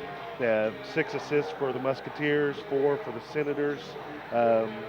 again, deflections, we started keeping that. Senators, again, had a nice half, had 13 deflections, whereas against Medora, we had a bunch of deflections that led to steals, but the Senators only could come up with 2 steals in that first half. So that's what the difference. They're getting their hands on the ball, but they're just not being able to come up with those steals, which limits possessions. So, and, you know, Eastern had 7, which is probably about average. So, you know, like you said, everything's about even except for the rebounding. And, you know, that's something that you're probably going to see throughout the year with more experienced teams against the Senators. And they're going to have a rebounding edge a lot of times. But just, I mean, it's just for the fact that they're bigger and stronger than when we have a couple of freshmen and a couple of sophomores on the floor. But other than that, I mean, I'm not too sure we played super well. Like I said, how many turnovers did we have? 10 turnovers. So, I mean, that's what you shoot for in a game is 10, not in a half. So I'm sure Coach Smith can't be real happy about that. So, I mean, we're fortunate to be down by 6. But as Coach Newcomb said, you know, they wanted to play up-tempo. But right now, pace of play favors the Senators. So if we can keep that, limit the turnovers, limit their second chance points, this should be a ball game down the stretch.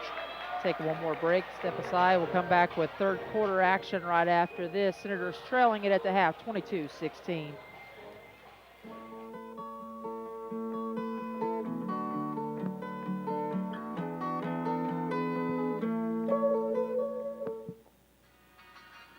Caring people make the difference. You can feel it the minute you walk into Salem Crossing. Experts in long-term care, not just doing a job, but following a calling. They're here to help you and your family find answers and solutions and peace of mind. In fact, they become an extension of your family. For more information about Salem Crossing, visit ASCSSeniorCare.com or call 812-883-1877. That's 812-883-1877.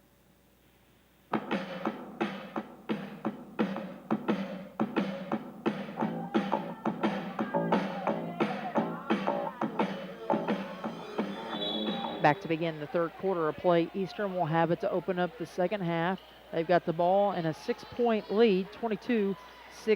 Senators open up the half with a little man-to-man in a half court as the Senators go back with their original starting 5, except for Zink, who is out, and Abels gets the start over him. Bousman with the defensive rebound off the Eastern miss in their first possession. Right back to Bousman from Green. They'll run the secondary break as Green shuffles through off the flex cut. Bousman in a bit of trouble, dribbles out of it, goes in, scoop shot off the glass. Circus shot goes for the freshman point man. Holden's got 8. Make it a 4-point game at 22-18 to the other end. Nice answer, though, as Leif Edlin able to get his first field goal of the night, give him 3, and it's 24-18. Not sure how Holden was able to squeeze through that crack in the defense, but he got the circus shot to go as Parker comes up short. Ball last touch, we thought, by Connor Marshall, instead touched by Green as he fought for his own board. 55 seconds in. Fast start for both teams here to open up the third. Yeah, it was a nice little look, a little 14-footer for Green, just hit the front rim. So, you know, after Holden's great play, we gave up a nice little, an easy bucket. There he is again, and Holden gets the steal. Turnover number 9 for the Musketeers. When you're trying to come back from 6, you can't have a nice play and then give up a nice easy bucket on the other side. Kick from Mars. Bousman 3, left side won't go. Rebound fought for, and we're going to get a shove underneath. Llewellyn fell to the hardwood. And this is going to go on Harrison Sanford, his second. Team foul number 1 of the half for either club. 6:39 to play in the third. 24-18, 6-point lead for the homestanding Musketeers. Again, their home opener of the season. Both teams trying to get back-to-back wins here on the week and move to 2-1. Senators work the man-to-man. On the wing, Moore gives it up now back out top to Coates. Coates uses up the dribble against Abels, nowhere to go. Forced to give it up to Leif Edlin. Gives it up to Marshall, back out to Coates. Head fake, drives, had it poked away from behind. Nice steal for Abels. Turnover number 10 for the Musketeers as they catch up to West Washington. Abels feeds on the low block. Sanford's turnaround fadeaway, way off. Mars offensive rebound, goes up strong, misses, got it again. Misses a second one. Rebound comes out to Connor Marshall. Mars may have got elbowed in the forehead on that last exchange underneath. Nice cut. Marshall misses. Getting an offensive rebound off of Marshall's miss was Mason Moore, and he gets fouled on his way back up, working the offensive glass. The foul's going to go, I believe, on Sanford, and so that's going to be his third, team foul number 2. Coach, you gave the stat of the night perhaps at the halftime break as Mason Moore knocks down the free throw, gets his first point of the night, makes it now 25-18, 11 to 6 in rebounds, low rebound totals for a half, but West Washington was 6 in all.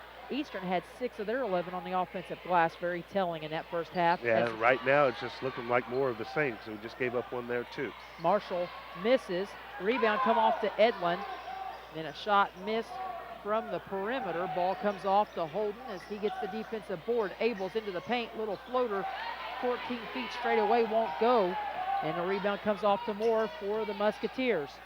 Llewellyn now will try to feed in the post, and Gavin Smith trying to fight from behind, reaches around. And him and Sanford will have a discussion about whose defensive responsibility that is on the block. Sanford's going to come out with the 3 personals. Dakota Smith's going to check in.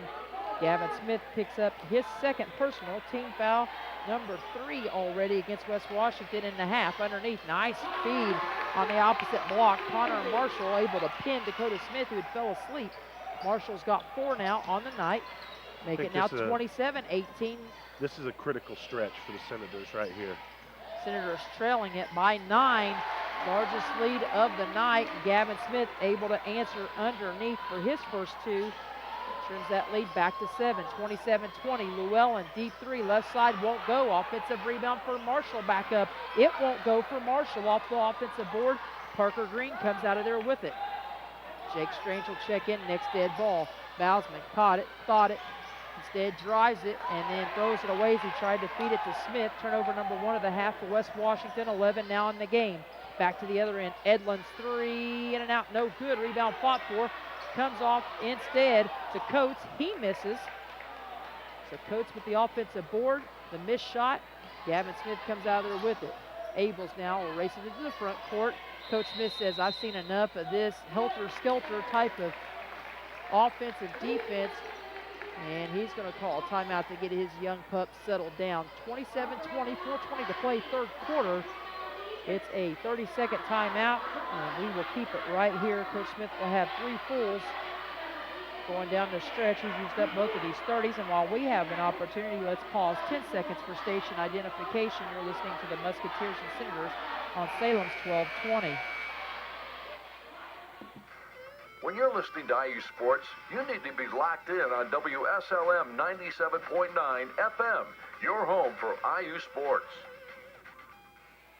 Out of the timeout by Coach Smith. Probably a good one before we rush something. You could just see almost that sense of urgency, the boys wanting to press a little bit there to get a shot off.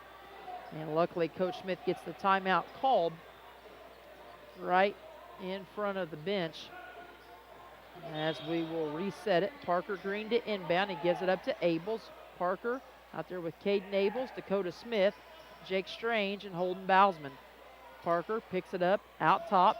Bousman has it, and he'll be bumped on the sideline right in front of Coach Smith. Larry Abbott with the whistle. This one will go on Mason Moore. And this will finally be the first personal of the half. Whistled against the Musketeers for Mason Moore. That'll be his 3rd personal overall, so he will have a seat with Trevor Llewellyn. Jacob Stewart back into the ball game with Parker Wallingford and Sawyer Sterrett. Matt Coates out there as well. Underneath, nice cross-court find. Abels with the near assist to Strange. He got his own miss. Counted in one! The freshman big man skying for his own miss. Works the offensive glass, and it pays off for the freshman as Jake gets the old and one opportunity. Give him 4 on the night. He'll try to make it 5 if he can finish the old-fashioned 3-point play. Make it 27-22, exactly halfway through this third quarter. Jake on the season, no struggling, there just 1 of 8, and he got it to go. So he was struggling the first 2 games. That's nice. That's good. So give him 5 now on the night, 27-23. And Wallingford will control right side, works the dribble against Parker, and he left it short on the run. A rebound fought for, and we're going to get it over the back against the Musketeers, and this will be team foul number 2 of the half. 4 whistled against West Washington. And this is going to be the third personal against Connor and Marshall. So Coach Moore and Marshall, the 2 offensive glass guys for Coach Newcomb, both with 3 personals here. So they're going to have to be careful, as we've seen Eastern now go to a little 1-2-2 half-court trap. Yeah, the last couple possessions, they've been in a 1-2-2. Oh. Abels tried to feed cross-court to Strange and threw it away. Turnover number 12. As we come back to the other end, Wallingford trying to go coast to coast, out of control, runs into Jake Strange. Jake will be whistled for the personal. That'll be his second, team foul number 5. Coach Smith going to talk to Abels about trying to fire that thing cross court in the paint. Had that diagonal look, and Coach, sometimes those angles, they look like they're there, but boy, does that window ever close in just a moment's notice. In a hurry. Especially at this level, as Wallingford can't get that one to fall on the year. Just 1 of 3 for 33%. We saw it a few possessions ago when Holden went baseline and thought he was going to drop it off on the block to Jake or Gavin or somebody, and somebody came right down from the free throw line. They just saw it coming. I mean, they've seen this before. You know, that's where experience comes in handy. They've seen that type of play before. Wallingford missed the first, hit the second. Make it now 28-23 as Holden gives it up to Abels. Abels kicks corner to Dakota Smith. Nowhere to go on the double team. Has to kick back out to his classmate Abels, who tries to get it out of trouble. He's being hounded out front by Coates. Abels throws it away again. Same type of pass to the high post. 2 straight turnovers. And the Senators with a 5-point deficit at 28-23, trying to find an answer. And I'm assuming Nichols will check in for Abels' next dead ball as he hopped up off the bench. And with the travel scared, he'll give it back to West Washington. Turnover number 11. Gavin Smith will also check back in on this exchange. Abels out, Dakota Smith out. So Coach Smith will roll with the 3 freshmen, Bousman, Green, and Strange, the big 3 for the freshmen, as well as Mikey Nichols, the junior guard, Gavin Smith, 6'2" sophomore forward. Senators tried to feed high post again. Ball turned over. Turnover number 14. And then Eastern gives it right back. And tell you what, if you're Eastern, you got to be frustrated because every time we give them the rock, it seems like they find a way to give either the ball right back or a quick shot that probably Coach isn't looking for. Absolutely. We're very fortunate. I mean, they've had many steals where then they travel or double dribble or just like that when they stepped on the out-of-bounds line. Out front with it, Nichols works against the double team, trying to get out of trouble. They try to feed high post again, this time to Green. Shoots it cross court. Bousman, 3, left wing, won't go. Parker there for the offensive board work. On the floor also with Nichols, and we're going to have a whistle. And the ball's going to flip out of bounds. Last touch by Nichols. And the Senator cheer block, which is pretty large here tonight. In fact, larger than Eastern's homestanding crowd normally has. Given the boo birds to this group of officials. And the Senators turn it over for the 5th time in the quarter. Now 15 in the game, surpassing their totals individually from the first 2 contests where they had 12 in each. Underneath, they're trying to get Jacob Stewart, 6'4", working against Mikey Nichols, who stands at just 5'10". They can't find him. Instead, they kick corner to Stewart. He drives, kicks it cross court. Wallingford to Coates. 3, in and out, no good, won't go. Rebound fought for. Holden, strong rebound, and they'll have. Oh, I thought we were going to have a whistle and a foul, and Holden's going to be whistled for the travel. Coach Bousman. Whew. Not a friendly environment if you're these officials on the Senator end of the floor, as Holden got whistled for the travel. Looked like he got bumped off of his feet. Moved off the block a little bit, so to speak. 28-23. Rolling up on a minute and a half to play here in the third. His business starting to pick up, and we'll have a reach-in foul off the dribble drive. I think it's going to be on Holden again. It will be on Holden. That'll be team foul number 6. And the next one will put Musketeers in the bonus the rest of the way home. Minute 42 to play, third quarter, 28-23.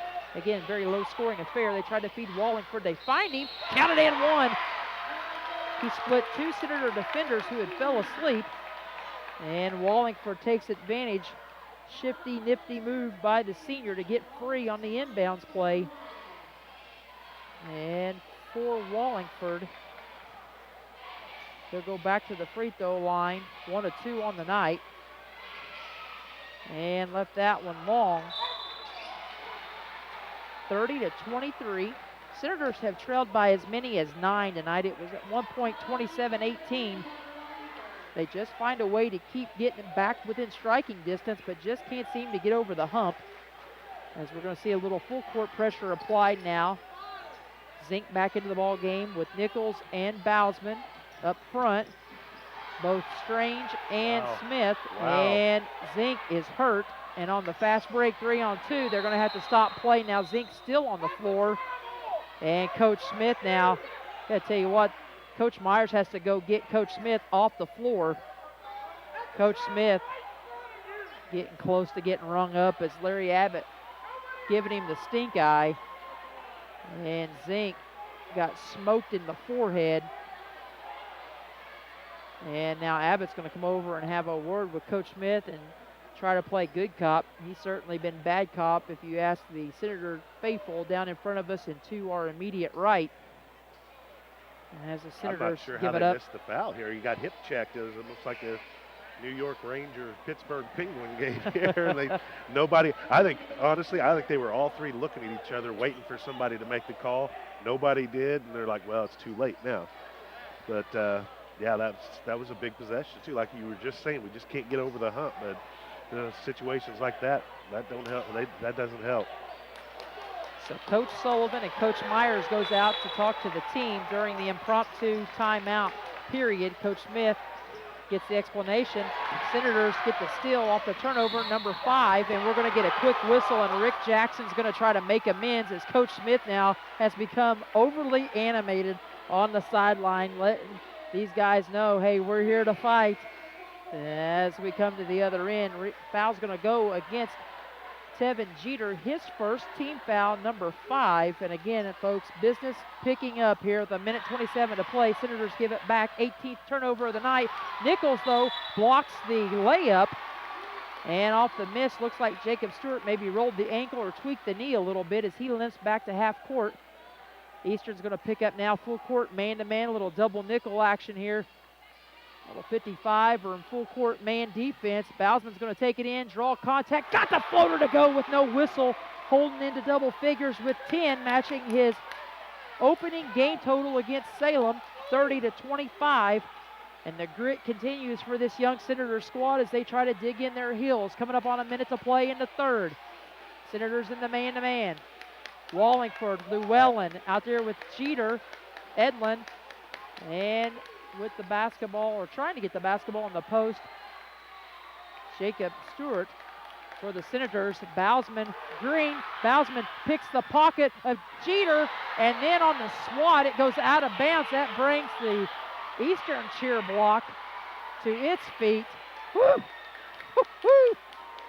Woo-wee! Tell you what, athleticism peaking at the right time here toward the end of the third. Mercy sakes.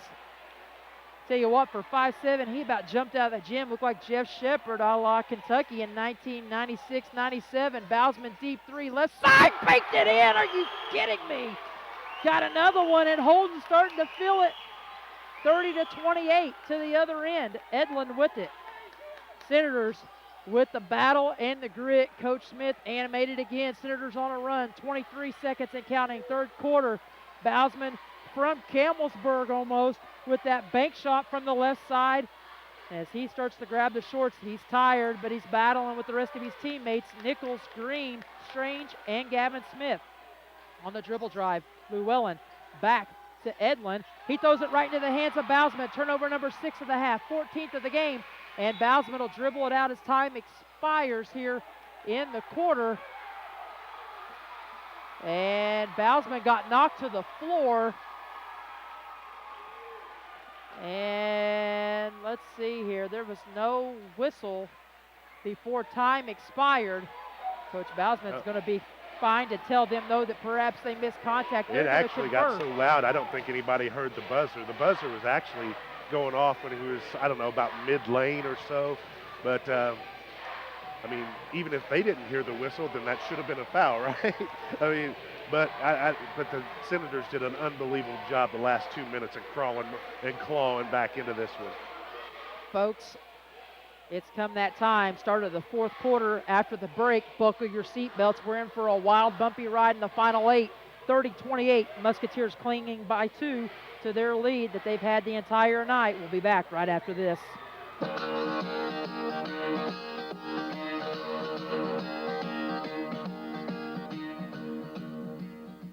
Join Ace Hardware of Salem for a jolly good time. Saturday, December 2nd from 11 a.m. to 1 p.m., Santa Claus is taking time out of his busy schedule to enjoy cookies and milk and listen to Christmas wishes. Kids, families, and pets are all welcome to get their pictures taken with Santa. Find complete details for our annual Cookies with Santa event at facebook.com/Ace Hardware of Salem. Ace is the place with the helpful hardware, folks.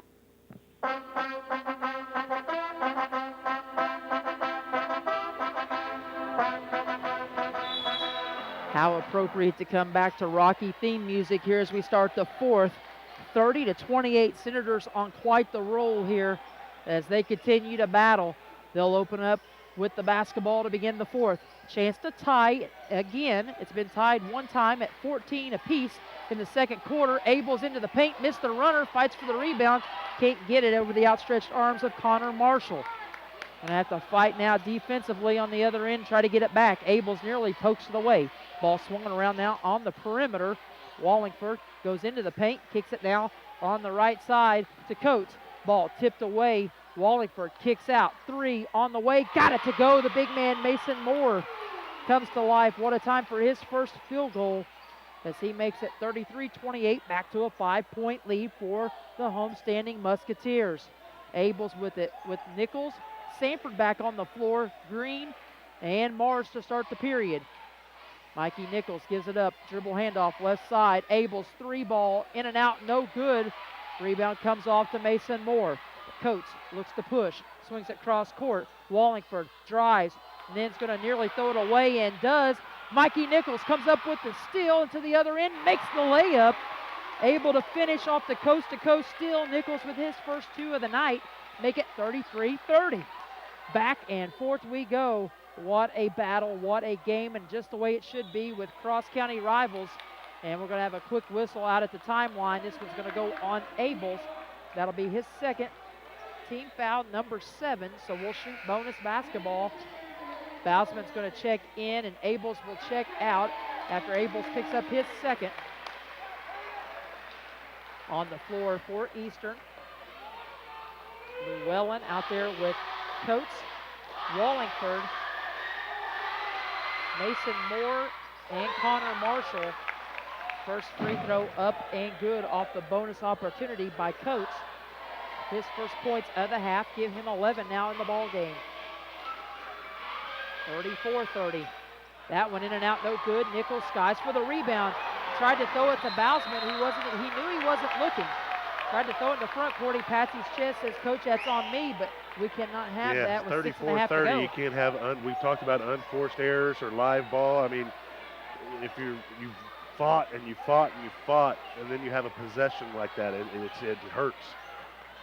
Out front, Holden trying to get it back as he harasses the ball handler who was out front. Coates dribbling with it, forced into a carry. That's going to be turnover number 8 of the half, matching their first half total, 16 in all in the game, 6:19 to play. Holden would be so frustrating to play against. He gets up in your grill and just has those long, lanky arms. I've done an open gym, and once was enough for me. 6:10 and counting fourth quarter. Green underneath to Mars, tried to finish off glass, couldn't after taking contact as Mason Moore tried to step in and take the charge. Bousman's going to give chase to Coates, who gives it up now to Moore, back out to Llewellyn, to Coates. NBA style 3 won't go. Rebound fought for, and Mars comes out of there with it. Coach Smith says, let's slow it up. Going to call 3 up here. Let's see what we get out of the half court set. 5:41 and counting. Bousman's going to get it. Gives it back to Green. A little 3-man weave out front, trying to lull him to sleep. And Green's going to get it now, picked up by Wallingford. Now to Nichols, left side. Works it at the volleyball spike line, dribbles through traffic to Sanford, picked up in the corner. Moore giving him all the space he wants. Now using his athleticism, he has it blocked away. Then Holden comes up with the steal, goes up and gets 2 more. Holden taking this game into his own hands in the second half, make it 34-32. Senators continue to fight as Holden claps the hands, and he digs in one more time. Tries for the reach around, couldn't get the steal on Coates. Senators reset in the man-to-man. Deep three, Llewellyn way off the mark, right side. Rebound fought for, and it's going to come out to Marshall. His shot was blocked by Mars. Blocked again, but an and one. As Connor Marshall sticks with it. Give him an A for effort as he gets his own miss. Goes back up strong. 6 points now in the game, looking for number 7. 36-32. Mars out. He picks up his 3rd personal. Team foul number 8. Gavin Smith, the 6'2 sophomore, back in. Tell it, Coach, Holden is winded. Yeah, we can't keep Marshall off the board. That was his 10th board of the night. 3 offensive. It's just, he's been a thorn in our side. And one opportunity good for Connor Marshall, who now has 7 in the ball game. Just like and that, it's back to a 5. 5-point lead at 37-32. But you just got to keep answering, keep fighting, keep calm, keep answering. Just got to be able to try to break the ice and get over the hump. Bausman stops, filling it, top of the key. That one's short, rebound fought for. Sanford saves the day on the offensive glass. They try to feed it back out top. Sanford wasn't ready. Nichols there to save it. Rolling up on the halfway point of the period. Dribble drive, Nichols kicks, Sanford 3 way off the mark. Marshall falls to the floor off the defensive board, and they give it up to Coates. And now he'll be picked up by Bausman, who tries to slip the screen and does. 5-point lead for the Musketeers. This has been a doozy throughout. Green's going to come out against the ball screen, pick up Llewellyn. Backdoor cut, he tries to feed to Coates. Parker comes up with the steal. 10 turnovers in this half alone for the Musketeers.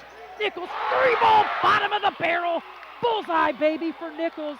He gets his first triple to fall. He's got 5 on the night. As Coach Gibson said, you just got to keep answering, and the Senators do. It's 37-35. The lead gets shrunk to 2. Senator Faithful comes alive on that shot, and we're going to have a timeout on the floor. Good timeout here for Coach Newcomb and his club. Senators swing the momentum back in their favor off the Nichols 3-ball. It'll be a full timeout. Coach Newcomb's first timeout of the night with 3:37 to play in the 4th. We're going to step aside, try our best to catch our breath, and we're going to come back with more of this hotly contested 4th quarter right after this word from one of our sponsors.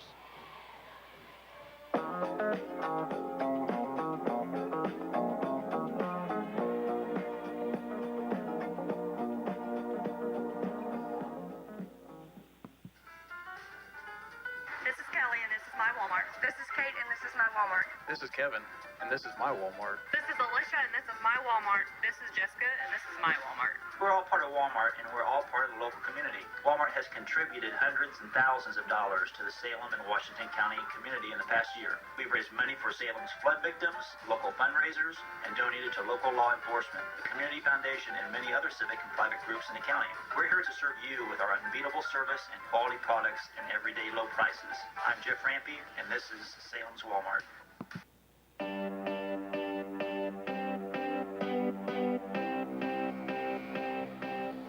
Back to Eastern High School. Misty Jones alongside of Coach Mark Gibson, bringing you the call this one tonight. Craig Akers bringing you the live stream feed on the video side of things. 3:37 to go in regulation. Senators trailing at 37-35. Coach, you just got to believe one more stop, we ever get the lead or get it tied, and that may be the big momentum shift that we truly need. Absolutely. That's what they need to dig down here. You can tell they're all gassed right now because they have been playing well defensively almost all night long. They just keep battling. Another poke by Green.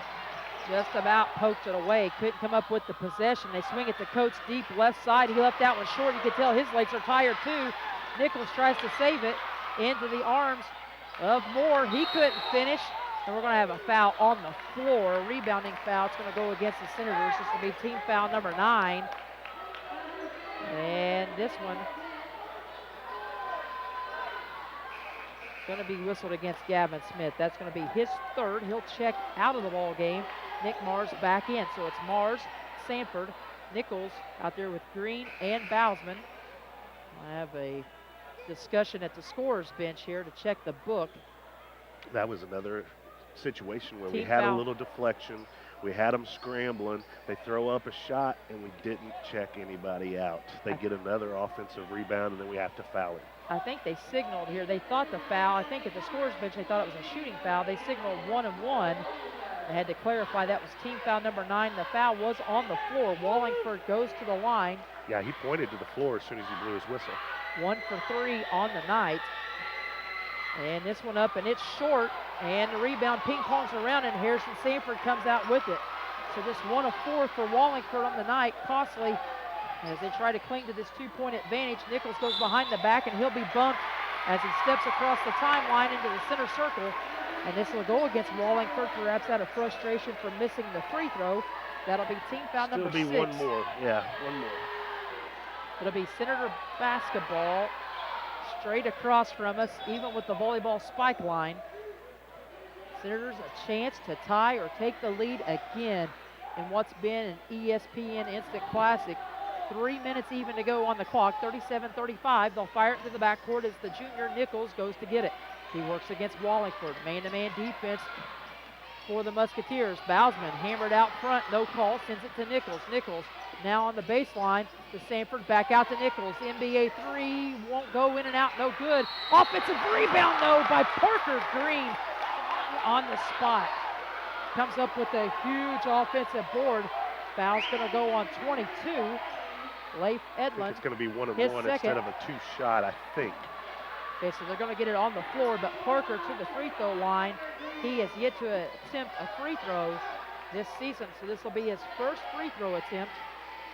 2:44 on the clock, 37-35. Both teams will now be in the bonus. Next foul put Eastern in the double.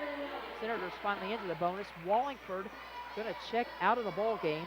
It's Coates, Llewellyn, Leif Edlund, and the 2 bigs, both Connor Marshall and Mason Moore. For the Musketeers as Parker Green, in the words of Stuart Scott, as cool as the other side of the pillow. I was going to say, he hasn't made a down. shot all night long. He has just struggled in his first start, but that is a huge bucket, or a It's huge his first free throw of the year and his second. First 2 of the night, as Coach Gibson said, folks, tighten that seatbelt, 37 apiece, 2:40 and counting, still by Bousman again. Steals going up. To the other end, missed the layup. Sanford offensive rebound. Tried to give it to Mars. Rebound, ball fought for and lost. Senators give it back. Holden giving chase, nearly pokes it away again. Frenzied pace, and we'll slow it up. Coates, left side, drives, baseline, feed, shot blocked by Sanford, and get back off of his own miss was Connor Marshall. He now has 9 on the night. Lead back to the Musketeers at 39-37. Nichols will slow it up. 2-minute warning. Bousman will come out with Green and Nichols as they'll go the 3-man weave out front again. They give it to Mars. He'll drive right side. Kicks it to Harrison. Back out top now from Nichols to Bousman. 3-ball, baby! Buckets!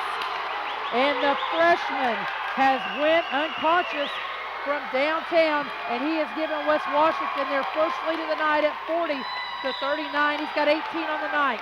Minute 41 to play as this crowd becomes deafening on this side of the gym. Senator Faithful on their feet. Foul's going to go on Nichols.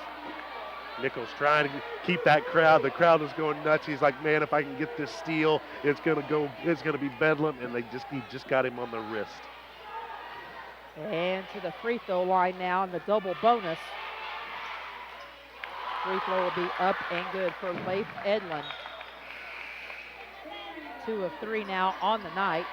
Give him 4 in the ball game. You gonna do something with this cat or not?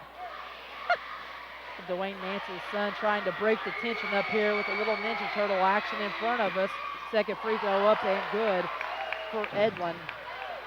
Give him now 5 on the night. 41-40. Minute 35. Lead back to the Musketeers. Nichols drives. Back to Mars. Dribble handoff. Bousman against the double team. Gives it off to Nichols. He'll go 3-man weave again out front. Minute 23 and counting. Crossover. Bousman again. Double crossover. Gives to Sanford. Nowhere to go left side. Wanting to kick it cross court to give it up to Green instead. He'll take a screen and dribble out of trouble in the corner. Coach Smith, good timeout. He'll burn one of his 3 full timeouts remaining, minute 14 to go. 41-40, homestanding Musketeers in front by 1. What a dandy here tonight in Pekin. 1-point game, 74 seconds to play. We'll step aside, get a quick break, and come back with more right after this.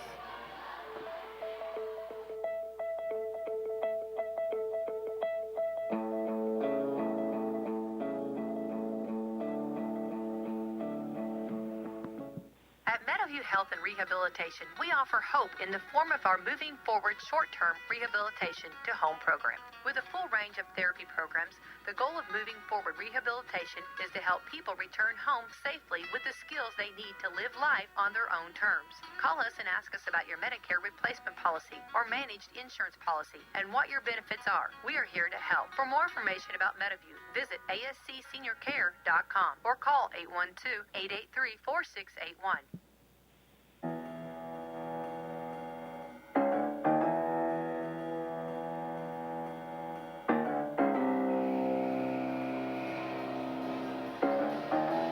This game certainly not for the faint at heart, as two cross-county rivals going at it here in what has been one excellent ball game by both clubs. And what about the grit for this young Senator team? 41-40, trailing it by 1. They have the ball out of the timeout. 70 seconds to play. Nichols controls out front. High post. They go to Sanford underneath to Mars. Finishes off the glass. Mars has his first field goal of the night. Make it 42-41. Senators have their second lead of the evening. Got to come up with a stop here. Dig down, hands in the passing lane, moving our feet. Leif Edlin with the pump fake, drives into the paint, gives it off to Coates. Nowhere to go with it as Bausman cuts him off. Holden has been nothing short of sensational, especially in the second half here tonight. Edlin on the right side, and it's going to be another timeout for Coach Newcomb, another full timeout, as Coach Smith was urging the fans to get behind that defensive stance. 36.7 on the clock. We'll step aside, allow us to try to catch our breath again. The vocal cord's going to be a little tender in the morning as Senators leading it by 1 at 42-41. Back with more right after this.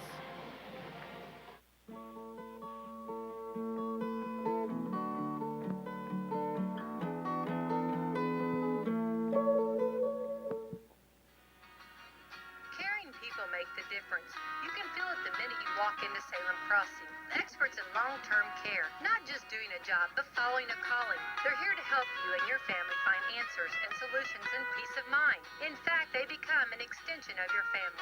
For more information about Salem Crossing, visit ascseniorcare.com or call 812-883-1877.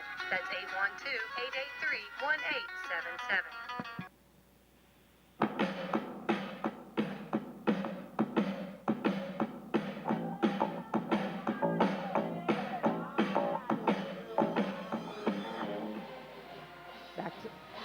Back for more fourth quarter action here. 36.7 on the game reset. Senators leading at 42-41. Eastern in the double bonus. 7 personals against the Musketeers have put the Senators finally into the bonus. Dribble drive, and Parker Green comes up with a steal, and then we're going to have a foul on top of it. Another big freshman moment, Coach Gibson, as Parker comes up with the defensive play perhaps of the night. That was impressive. He was standing there.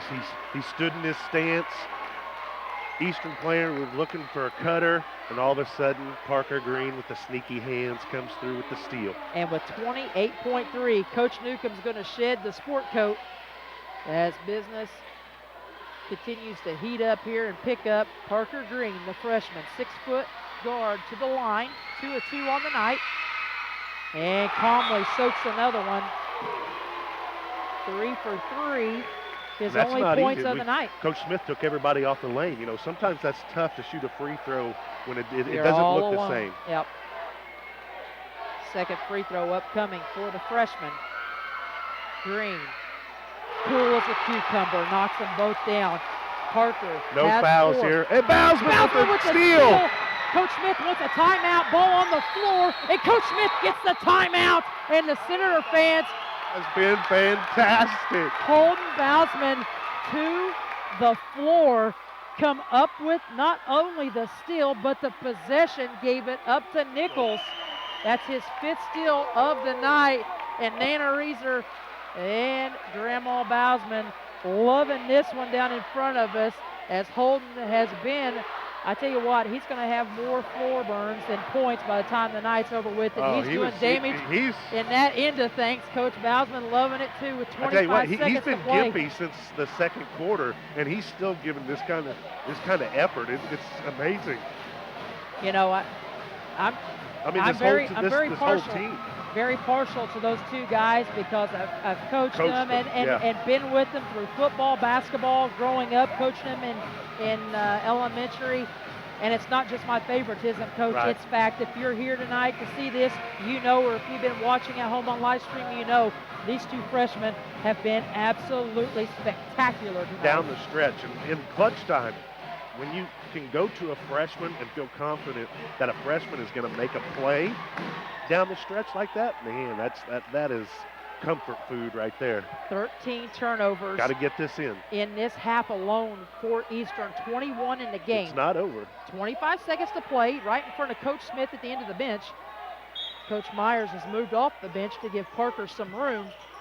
Parker's got to fire it in cross court, and Sanford with some great leaping ability uses his athleticism to go up and secure that long pass. Coach, you're right. Sean Smith. That was the receiver in him right there. Because that was a dangerous pass against a good athlete, and he just went up, and that's the correct call. As receivers coach, that makes me smile a little bit more knowing we're going to have him for a couple more years. The way he high-pointed that pass, 24.4 on the game reset. Big free throw. Harrison Sanford now on the year, 4 of 6, 67%. He has not taken an attempt here tonight.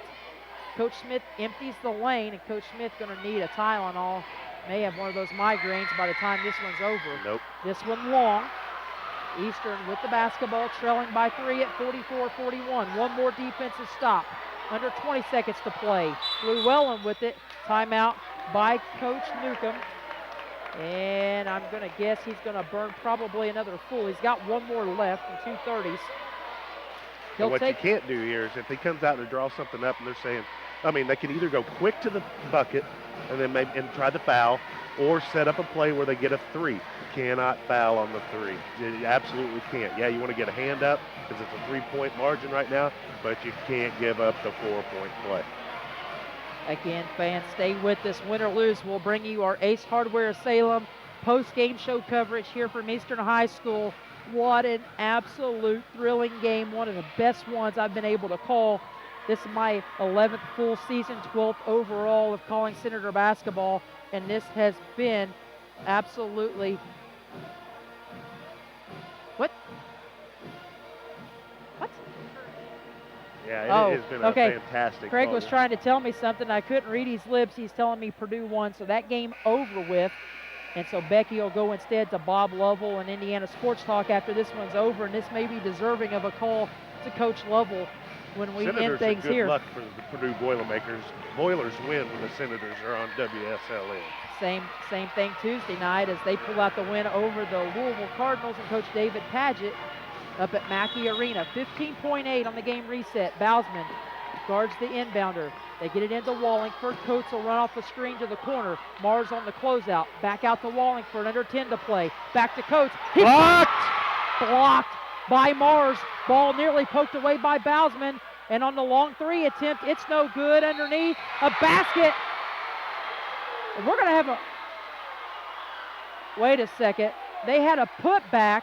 Rick Jackson is going to call a foul here on Nick Mars. 44-43. Are you kidding me? As time expires and the Senator fans about to lose their lids. Underneath, it was a long 3-point attempt by Mason Moore. It was an air ball. Ball was caught underneath by Parker Wallingford, the senior guard. Wallingford puts the shot up, gets fouled as time expires. I thought it was going to be waved off altogether. Jackson says no. Counted and 1 as time expires. It's 44-43. And Wallingford, if he hits the free throw with time expired, he's going to have a chance to send this dude to overtime. Oh, my goodness. And the Boo Birds come out here for Senator Nation. do not like this. They feel like they're getting homered. Let's see what happens here. Wallingford to send it to OT. 1 of 3 coming into tonight. He's just 1 of 4, and that one is no good. Senators win it with time expired, and the Senator fans rush the floor. What a That finish. is basketball karma, though. I would like to see that, and maybe it was so close. Maybe they got it right, but that's basketball karma because the Senators. I mean, both teams fought and fought and fought. Senators down the stretch deserve that win. Wallingford again was just 1 of 4. 1 of 4 had a chance with time off the clock to send it to overtime, and somehow it rims out. Luck on the side of the boys in blue, and the Senators somehow are going to escape Eastern High School with the huge county rivalry win to earn the split tonight as the teams leave the floor. Senator Nation on hand, enjoying this one. Fans still on their feet. Cheer block now moved to the floor area, and they are celebrating a 1-point win tonight. 44-43 again as time expired. Mason Moore with the 3-point attempt airballed it.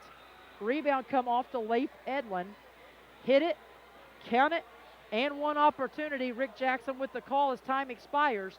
But Edlin to the line, just 1 of 4 on the night, misses his 5th attempt.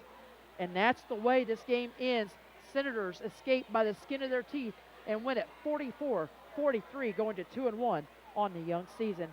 And after that, folks, I'm going to need a long rest, at least a 2-minute rest. So we'll step aside, gather our thoughts, gather some stats. We'll come back to begin our Ace Hardware of Salem post-game show coverage from Eastern High School. Again, Senators victorious in an ESPN Instant Classic tonight, 44-43, the final in this one as the Senators escape and again move to 2-1 on the year. We'll come back with our post-game show coverage right after this word from our sponsors.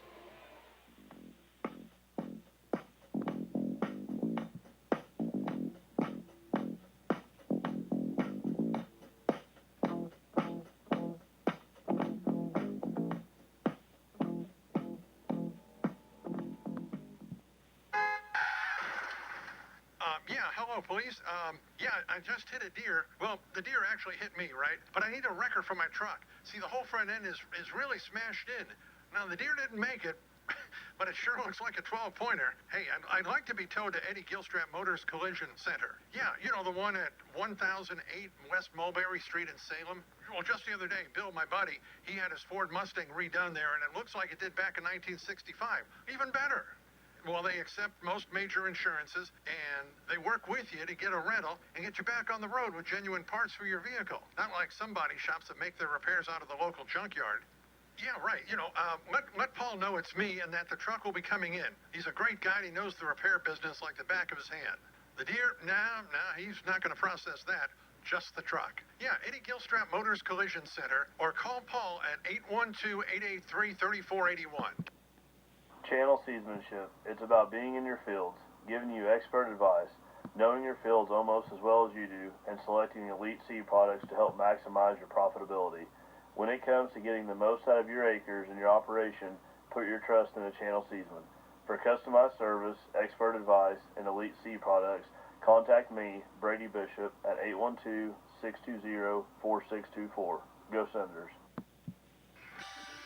Since 1937, Eddie Gilstrap Motors has been proud to call Washington County home. As you cheer for your team tonight, we'd like to thank you for your business and continued support. Best wishes to the Lions, Senators, and Musketeers this season.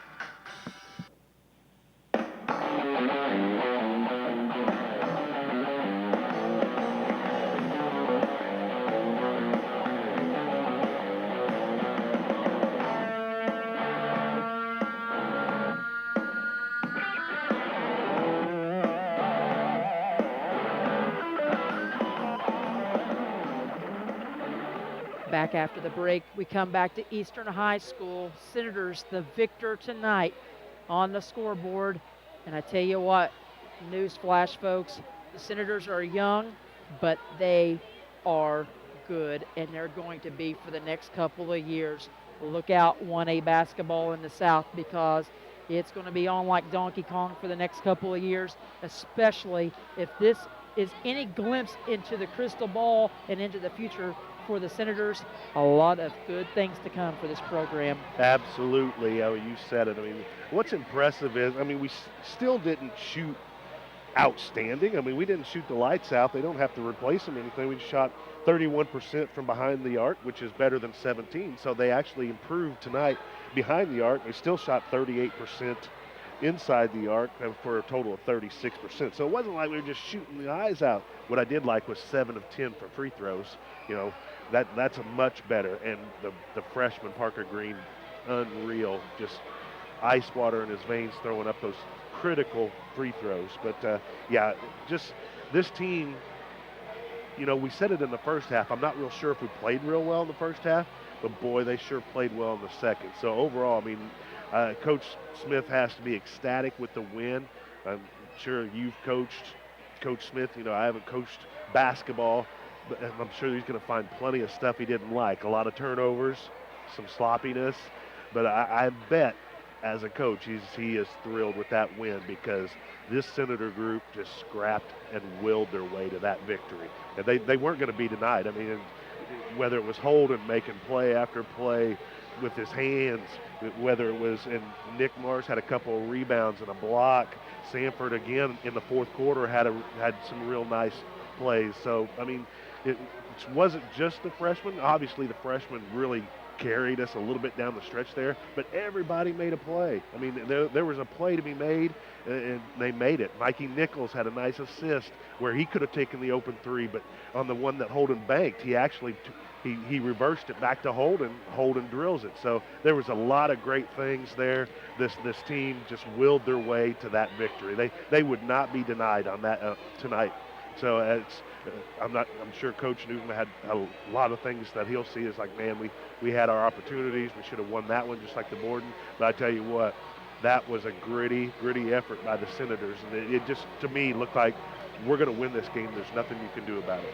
I tell you what, if this was a football game and we had to sit down as a staff and pick that Tough as Nails award that we give every week to a player, this would have to go to the entire team, because you said it, gritty was the word, and Coach Smith has made his way up. We're going to get him on our Ace Hardware Salem post-game show coverage. Don't forget, fans, in the morning at Ace Hardware, partnering with WSLM. Becky White and company will be on hand as they're having cookies with Santa tomorrow morning at Ace Hardware. So be sure to stop in, bring the kids, see Santa has some cookies. Senators celebrating tonight, and I'm sure it'll be a fun bus ride back across the county to the Berg as they win at 44-43. And joining us now, a very tired, a very hot Coach Smith, who had to shed the pullover. Coach, we said it, and we said it, and we said it. This team's grit is absolutely unbelievable. Yeah, I mean, give the kids all the credit. They just kept fighting and battling, and you know, we talked to a few different points in the game where we thought maybe it would get away, could get away from us, like the Salem game did, and to their credit, they stepped up and made plays and made shots, and oh man, I'm just super proud of them. They just had a tremendous effort, and give them all the credit. They were awesome tonight. Long season, long way to go, but Coach, you got to think that this early in the year with such a young team finally starting to get their feet wet a little bit, that somewhere down the road in a conference game, in the tournament, this game will come back to be a defining moment and will propel us into even perhaps a bigger moment on a bigger stage. Absolutely. Yeah, I mean, they showed a lot of mental toughness, for being so inexperienced and young, and they found a way to win, and you're right. In the tournament, conference, I mean, all that, that's what it comes down to sometimes. Sometimes it just comes down to both teams have scouted each other. Shots may be falling, they may not, and you just got to find a way. And they just kept competing and found a way. And I'm just super proud of them. They had they win on the road anytime, is huge, and certainly it's hard to win here.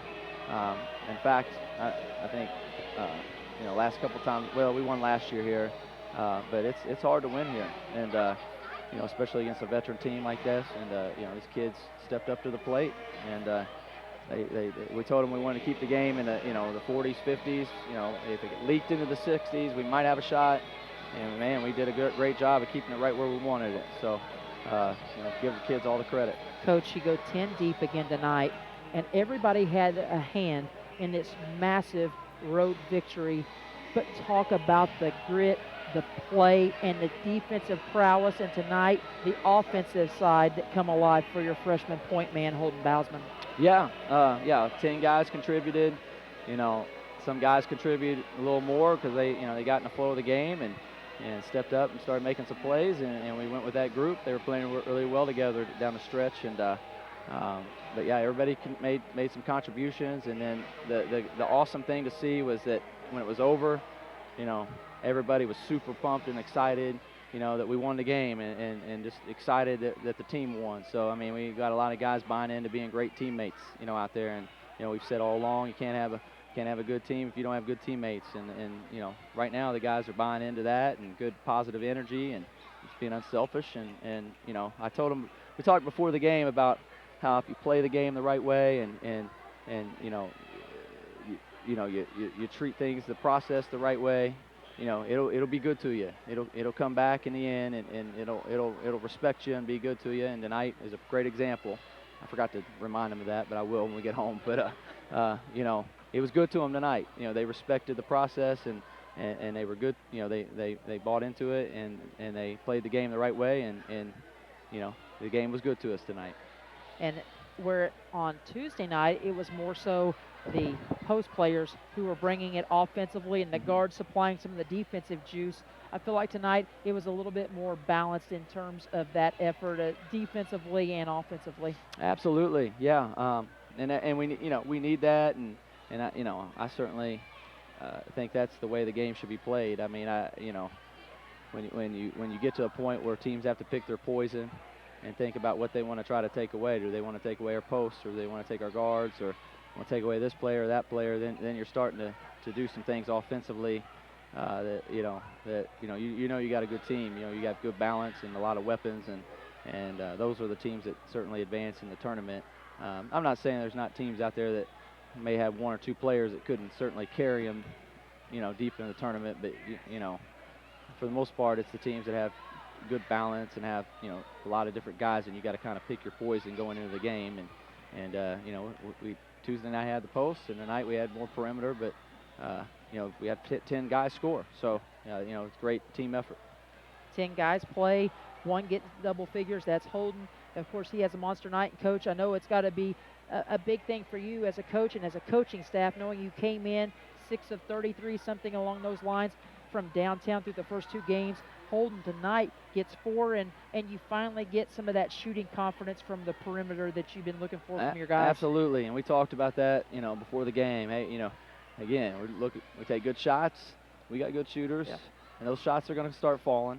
You got to keep taking them. And even early in the game, we were missing them. We were missing some shots that, man, I'd love to have had. If we lost this game, we've been looking back to that first quarter, first maybe in second quarter, and look back at a lot of opportunities that we let slip away because we had good looks and they didn't fall, especially around the basket. But we just kept telling, hey, those are good shots, keep shooting them, and they'll start falling. And certainly, here towards the end, we were able to get some of them to fall, and it was a great win. Great time to pick up back-to-back road wins, because you'll have to be back on the road and back at it with a week to prepare for your first conference showdown against a very good, very seasoned Paoli club with a lot of upperclassmen, much like this Eastern club. Absolutely. Paoli's going to be a big-time challenge on the road. They're a very, very, this talented team, and they have, everybody back, and they're adding a super talented freshman and the Bosley kid. And, Dusty does a great job with them. So, I mean, that's going to be a big time challenge. But these kids they're fighters, they're competitors, and I think they'll come out and they'll play hard and they'll compete. We'll see where we're at. Again, we just keep trying to get a little bit better every day and every game. And it'll be a nice test for this club, not just being on the road, but having your first Friday, Saturday back-to-back. Yeah, that'll be interesting too.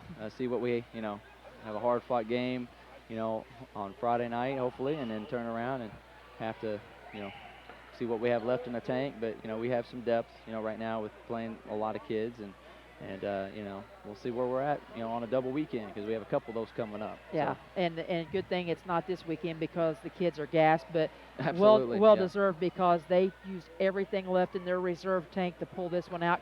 Coach, congratulations. What a huge win for your young team, and we'll look forward to seeing you guys in action over at Chambers Gymnasium next Friday night. Hey, I appreciate it. And thank you again for covering us and these kids. They deserve it. They're playing hard, and win or lose, I think they go out and they're going to fight and do everybody proud. So I'm really proud of them. Congrats, and be safe on the way home. Thank you. You too. Coach Smith joins us on our Ace Hardware Salem post-game show coverage here from Eastern High School tonight. Senators victorious in the win, 44-43.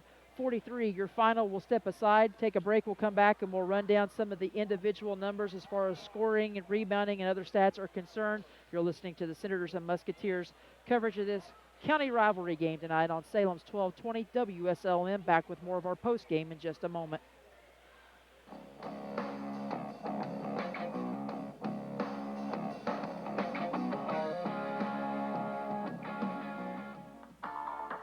Hi, my name is Becky White from WSLM, and I'm at the beautiful new John Jones GM City facility in Salem, Indiana.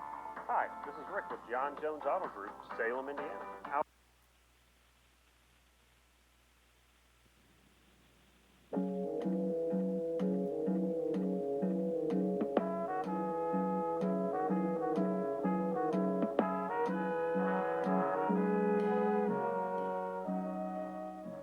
Before the big plays, before the magical moments, before all that discipline, dedication, and teamwork finally pays off, comes your support. The IHSAA Foundation is dedicated to protecting, sustaining, and nurturing education-based athletics in Indiana.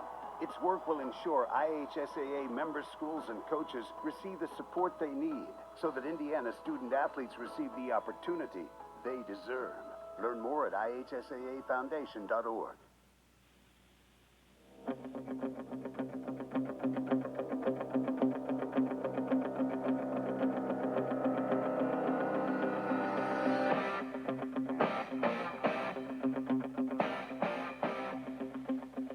Back with more of our post-game show brought to you by Ace Hardware in Salem. Senators win it in a close one tonight, a nail-biter, 44-43, led by the 18-point effort tonight of Holden Bousman, a varsity career high for him as he finally gets the shooting groove that he's been looking for. Holden, just tell us about what this game means to the team tonight, winning it in such tough fashion on the road. We came into practice on Monday, and after a hard loss from Salem, we said we need to get back on track, and then got a good win at Medora, and it wasn't a very good quality win, but we came in here and we said we were going to get it done, and it may be tough, but we're going to get it done. Absolutely, and when you look at your stat line tonight, it's pretty remarkable, the number of deflections and steals, and I made a point to tell Coach Gibson at one point late in the ball game, you may wake up in the morning with more floor burns and bruises than you actually ended up with points, which was 18 again on the night. Talk to us a little bit about how your shooting felt. It seemed like you were very confident tonight, more confident than maybe the first two ball games, especially from the perimeter. Yeah, Medora on Tuesday, I went scoreless, and I got back in the gym, and I just shot extra and stayed after practice and shot. And I told myself I was going to have a big game if my team needed me. And what about the play of your teammates? There were so many big moments tonight in this game as momentum started to shift a little bit. You had the big block by your senior leader, Nick Mars, on the three-point attempt. You had the steal by Parker out of that timeout down in the corner where he gets fouled, goes down and knocks down 2 free throws. Big plays all over the place. What can you say about the growth of this young team this early in the season? It just starts in practice. Coach Smith always tells us we got to have toughness and fight each and every game, and I think we showed that tonight. Well, definitely that was the case as you guys escape from here 44-43, and then look ahead to your first conference game. Another tough road game against Purple and Gold, but this time it'll be over in the OC as you'll take on the Paoli Rams. Tell us what you know about Paoli on the early scouting report. They're just really big, and they got a bunch of juniors and seniors playing, and I think they have a freshman playing, so we just got to come to practice and just get ready for them. Holden, congratulations. I'm going to go ahead and do a spoiler alert. You're our Ace Hardware Player of the Night with an incredible stat line, including that 18-point game-high effort. Congratulations tonight on the huge, huge victory on the road, 44-43. Get some well-deserved rest, and we can't wait to see you guys back in action next Friday. All right, thank you. Holden Bousman with us on the post-game show as we'll get Coach Gibson settled back in. And for a freshman, for his first time on the radio, he did his parents, his community, and his school proud. Great job tonight for Holden, both during the game and on the this guy may have a career when it's over with. He didn't say ain't or Negative. Okay, all right. Negative. Knocked it out of the park. Coach, let's run down some individual scoring in our post-game coverage here. First, for the Eastern Musketeers, they now move to 1-2 on the year. They are 0-1 at home. 43 points total on the night. Coach Scott Newcomb goes deep into the Rolodex, pulling subs left and right. He goes 10 deep, as does Coach Smith.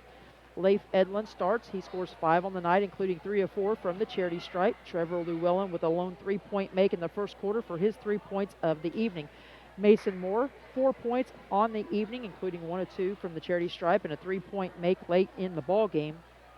Connor Marshall, his buddy down low on the other block, a big night, 9 points, and I believe Coach Gibson had him for double-figure rebounds as well, so a near double-double for Marshall. Yes. Matt Coates with 11 points to lead the charge for the Musketeers offensively. 10 of those 11, though, coming in the first half, so the Senators buckled down on the Musketeers' point man in that second half of play. Off the bench, we saw Tevin Jeter. He went scoreless. Parker Wallingford come in, had the chance to tie it with time expired. Tough situation. If you want to be in that situation, best to be in that situation at home. Just couldn't get it to go down. Just 1 of 5 on the night from the free throw line, but he finishes with 9 off of the bench. Sawyer Sterrett plays, as well as Jacob Stewart. Neither one of those able to tally. Dylan Sharon has 2 points on the night. He also had that big technical, though, which was kind of a momentum killer there early in the second quarter of play. 43 points total on the night.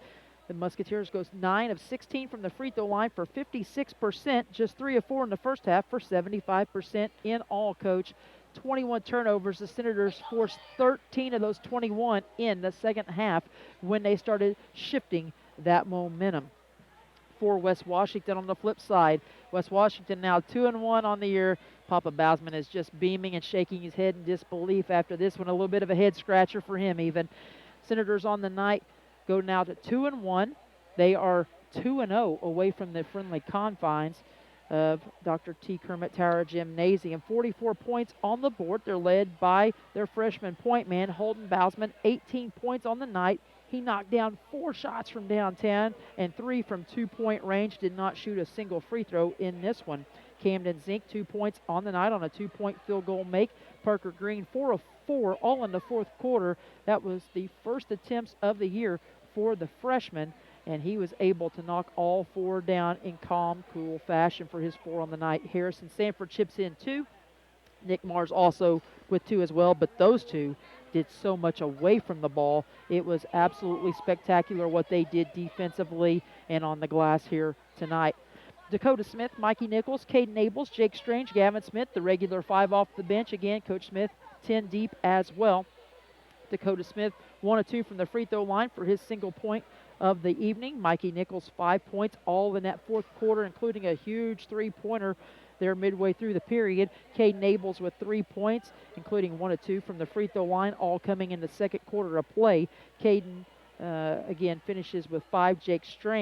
With 3. Jake Strange finishes with 5, including 1 of 1 from the charity stripe, which was big for Jacob because that was the back end of an old-fashioned 3-point play, and Jake had struggled, just 1 of 8 through the first 2 games from the free throw line, so perhaps that breaks a little spell for him. Gavin Smith also plays significant minutes, battled a little bit of foul trouble, but chips in 2 in the 44-point effort here tonight. Senators a little bit better from the free throw line as well on the win, 7 of 10, 70% they came in, averaging just 48% through the first 2 games from the free throw line. One area of concern, the turnovers. They had 19 by my count in all for the ball game, 10 of those 19 coming in the first half, but I only had us for 1 giveaway in that fourth period of play, which was absolutely huge as we, again, tried to shift that momentum and finally seize control there late in the ball game. Scoring by quarter went like this, 11-6 after the first stop. Eastern led it. They went into the locker room after outscoring the Senators 11-10 to take a 22-16 advantage into the break. Third quarter, though, Senators come out and they outscored the Musketeers 12-8 in that third period of play, and then the Senators, put up 16 points, put on a little bit of a clinic, especially late on the defensive end as they were all over the place. They outscored the Musketeers 16-13 in that final quarter of regulation to steal the 44-43 win on the road. Coach, you've got some additional statistics for us.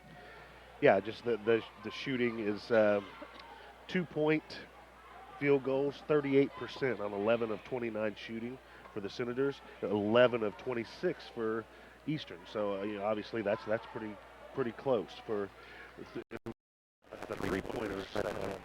Eastern really struggled all night long. 4 of 19 for 21%, where the Senators were not great, 5 of 16, but better than what we've seen in the first 2 games. So maybe that is starting to turn around a little bit for us. And I'm telling you, with the way that this team digs down and plays defense, with their grit and their guts, if they start making shots, then this team could be scary. And I know we've talked about that, and we obviously have a lot of bias, but that's true. When they play defense, if they start hitting 3-pointers, that's going to be a scary team. Okay, rebounding, big edge to the Musketeers. We talked about it during the broadcast, but that was a stout team. I mean, they had some stout kids, juniors and seniors, against mostly freshmen and sophomores. That's to be expected sometimes. But they led that rebounding edge 28-19, 15 on the offensive side. So that is something that Coach I'm sure is going to talk about.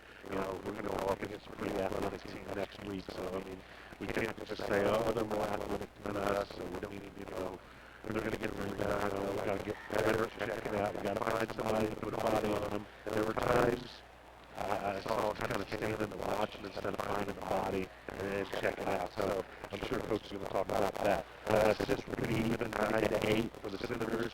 A lot of steals, a lot of defensive pressure, a lot of getting in the lanes. They also did a nice job of finding us, seeing one step ahead. There was a couple times that I thought we were making the right decision, but we were just a second late. Eastern with 12 steals, 11. We had 21 deflections, which is a pretty good number. Again, this game, they're 13 and 5-3 yards on the blocks. Holden, you talk about his points. They also had 5 rebounds, 5 steals, 5 deflections. That's a pretty good game. Green had 3 assists, 3 steals. Sanford, 4 rebounds, 1 offensive, 4 deflections. Mars had 4 rebounds, 2 blocks. 1 at the end of the game was big. On the first 3-point attempt, they were trying to tie, and Mars actually had a block, I think. So that was, everybody that played scored. Everybody that played defense. Yeah, we had some turnovers, but it just was a team effort. Certainly was the case. Again, Senators victorious by 1 here tonight, moving to 2-1 on the year. Eastern, meanwhile, dropping to 1 and 2. Both teams back in action next weekend. We'll talk a little bit more about that as we come back from our final break. We'll hear from our post-game show sponsor, Ace Hardware in Salem, as a reminder about their little community service thing they got going on tomorrow with Old St. Nick coming to town to Salem, Indiana. We'll hear a word from that. We'll come back and name our player of the night, wrap things up with Eastern High School. We're listening to the Senators and Musketeers on Salem's 1220.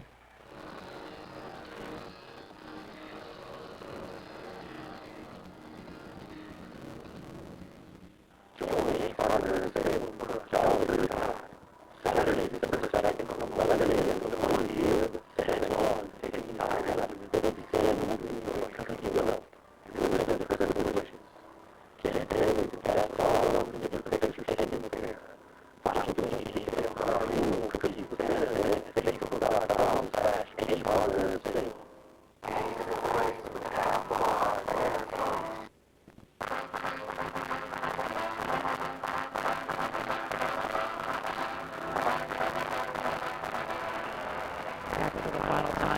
Eastern High School, where the Senators are the victors here tonight in its county rivalry clash. And so they split with the county teams. Of course, we'll see these three county schools, as well as Gordon, and a couple of weeks in the holiday tourney just up the road. And that's Salem High School, but tonight, Senators get it done on the road. Time to name our Ace Hardware Salem Player of the Night, and that honor goes to the freshman point man, Holden Bousman, 18 points on the night. How about this to go with it? 5 rebounds, 5 steals, as Coach said, 5 deflections. He just got a couple of dimes on the night, went 3 of 4 from 2-point range, 4 of 8 from downtown, and it absolutely was a monster on the defensive end as well. Congratulations, Holden Bousman. You are the Ace Hardware Salem Player of the game, that as Coach said, and deservedly so. This was a 10-man effort tonight. We needed all hands on deck, and we really needed big plays. It was some of these guys off the ball that made the biggest contributions as well on the night. And it gives you confidence when you know that the guy behind you has your back. You talk about deflections and steals and stuff. It gives you a little bit of confidence. Say, hey, if I miss this, if this guy gets around me, one of my brothers, one of my partners, has my back. So, I mean, it gives you confidence to actually play even more aggressively. No rest for these guys. Well, I guess a little bit more so than last week, because they'll actually get a little bit of time. I'm sure maybe a day off tomorrow, the rest of the legs a little bit, and then they'll have Monday through Thursday to prepare for a big back-to-back weekend at Paoli next Friday night, and then at home once again in the friendly confines on Saturdays. They'll open at a possible sectional 62 opponent, Trinity Lutheran. Meanwhile, Eastern also will face a back-to-back weekend for the first time. Next weekend they'll be at home against Clarksville on Friday night, Crawford County at home on Friday night, and then at Clarksville on Saturday. Knew it was one or the other. It's Crawford and then at Clarksville for conference play again. So both of these clubs go back to the drawing board, things to fix early in the season, and Coach, look forward to seeing you over at Chambers Gymnasium in the OC on Friday. Another tough one Friday, but like I said, it just seems to keep its consistency. You can't get too far ahead, looking too far ahead, and it's another first conference game, and first conference, so then that's something that they've got to overcome. So I'm looking forward to it. It should be another great ball game. See you then. All right, thank you.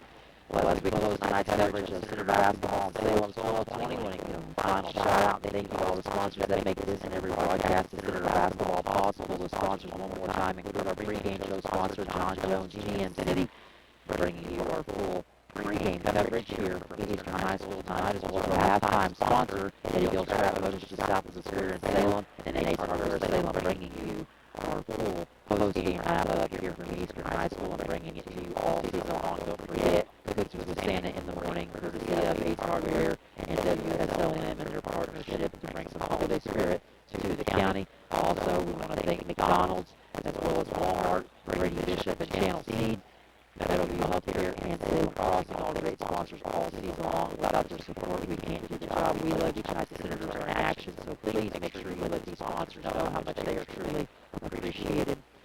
For our statistician and my sidekick tonight, Mark Gibson, our live stream operator and statistician as well, Craig Akers, this is Missy Jones saying so long from Eastern High School. Tonight, Senators win it 44-43. Next up, the Paoli Rams on the road to the conference opener next Friday night. And until then, have a safe weekend and have some good holiday shopping on and adapt to this weekend. Can't wait for it. You guys be safe.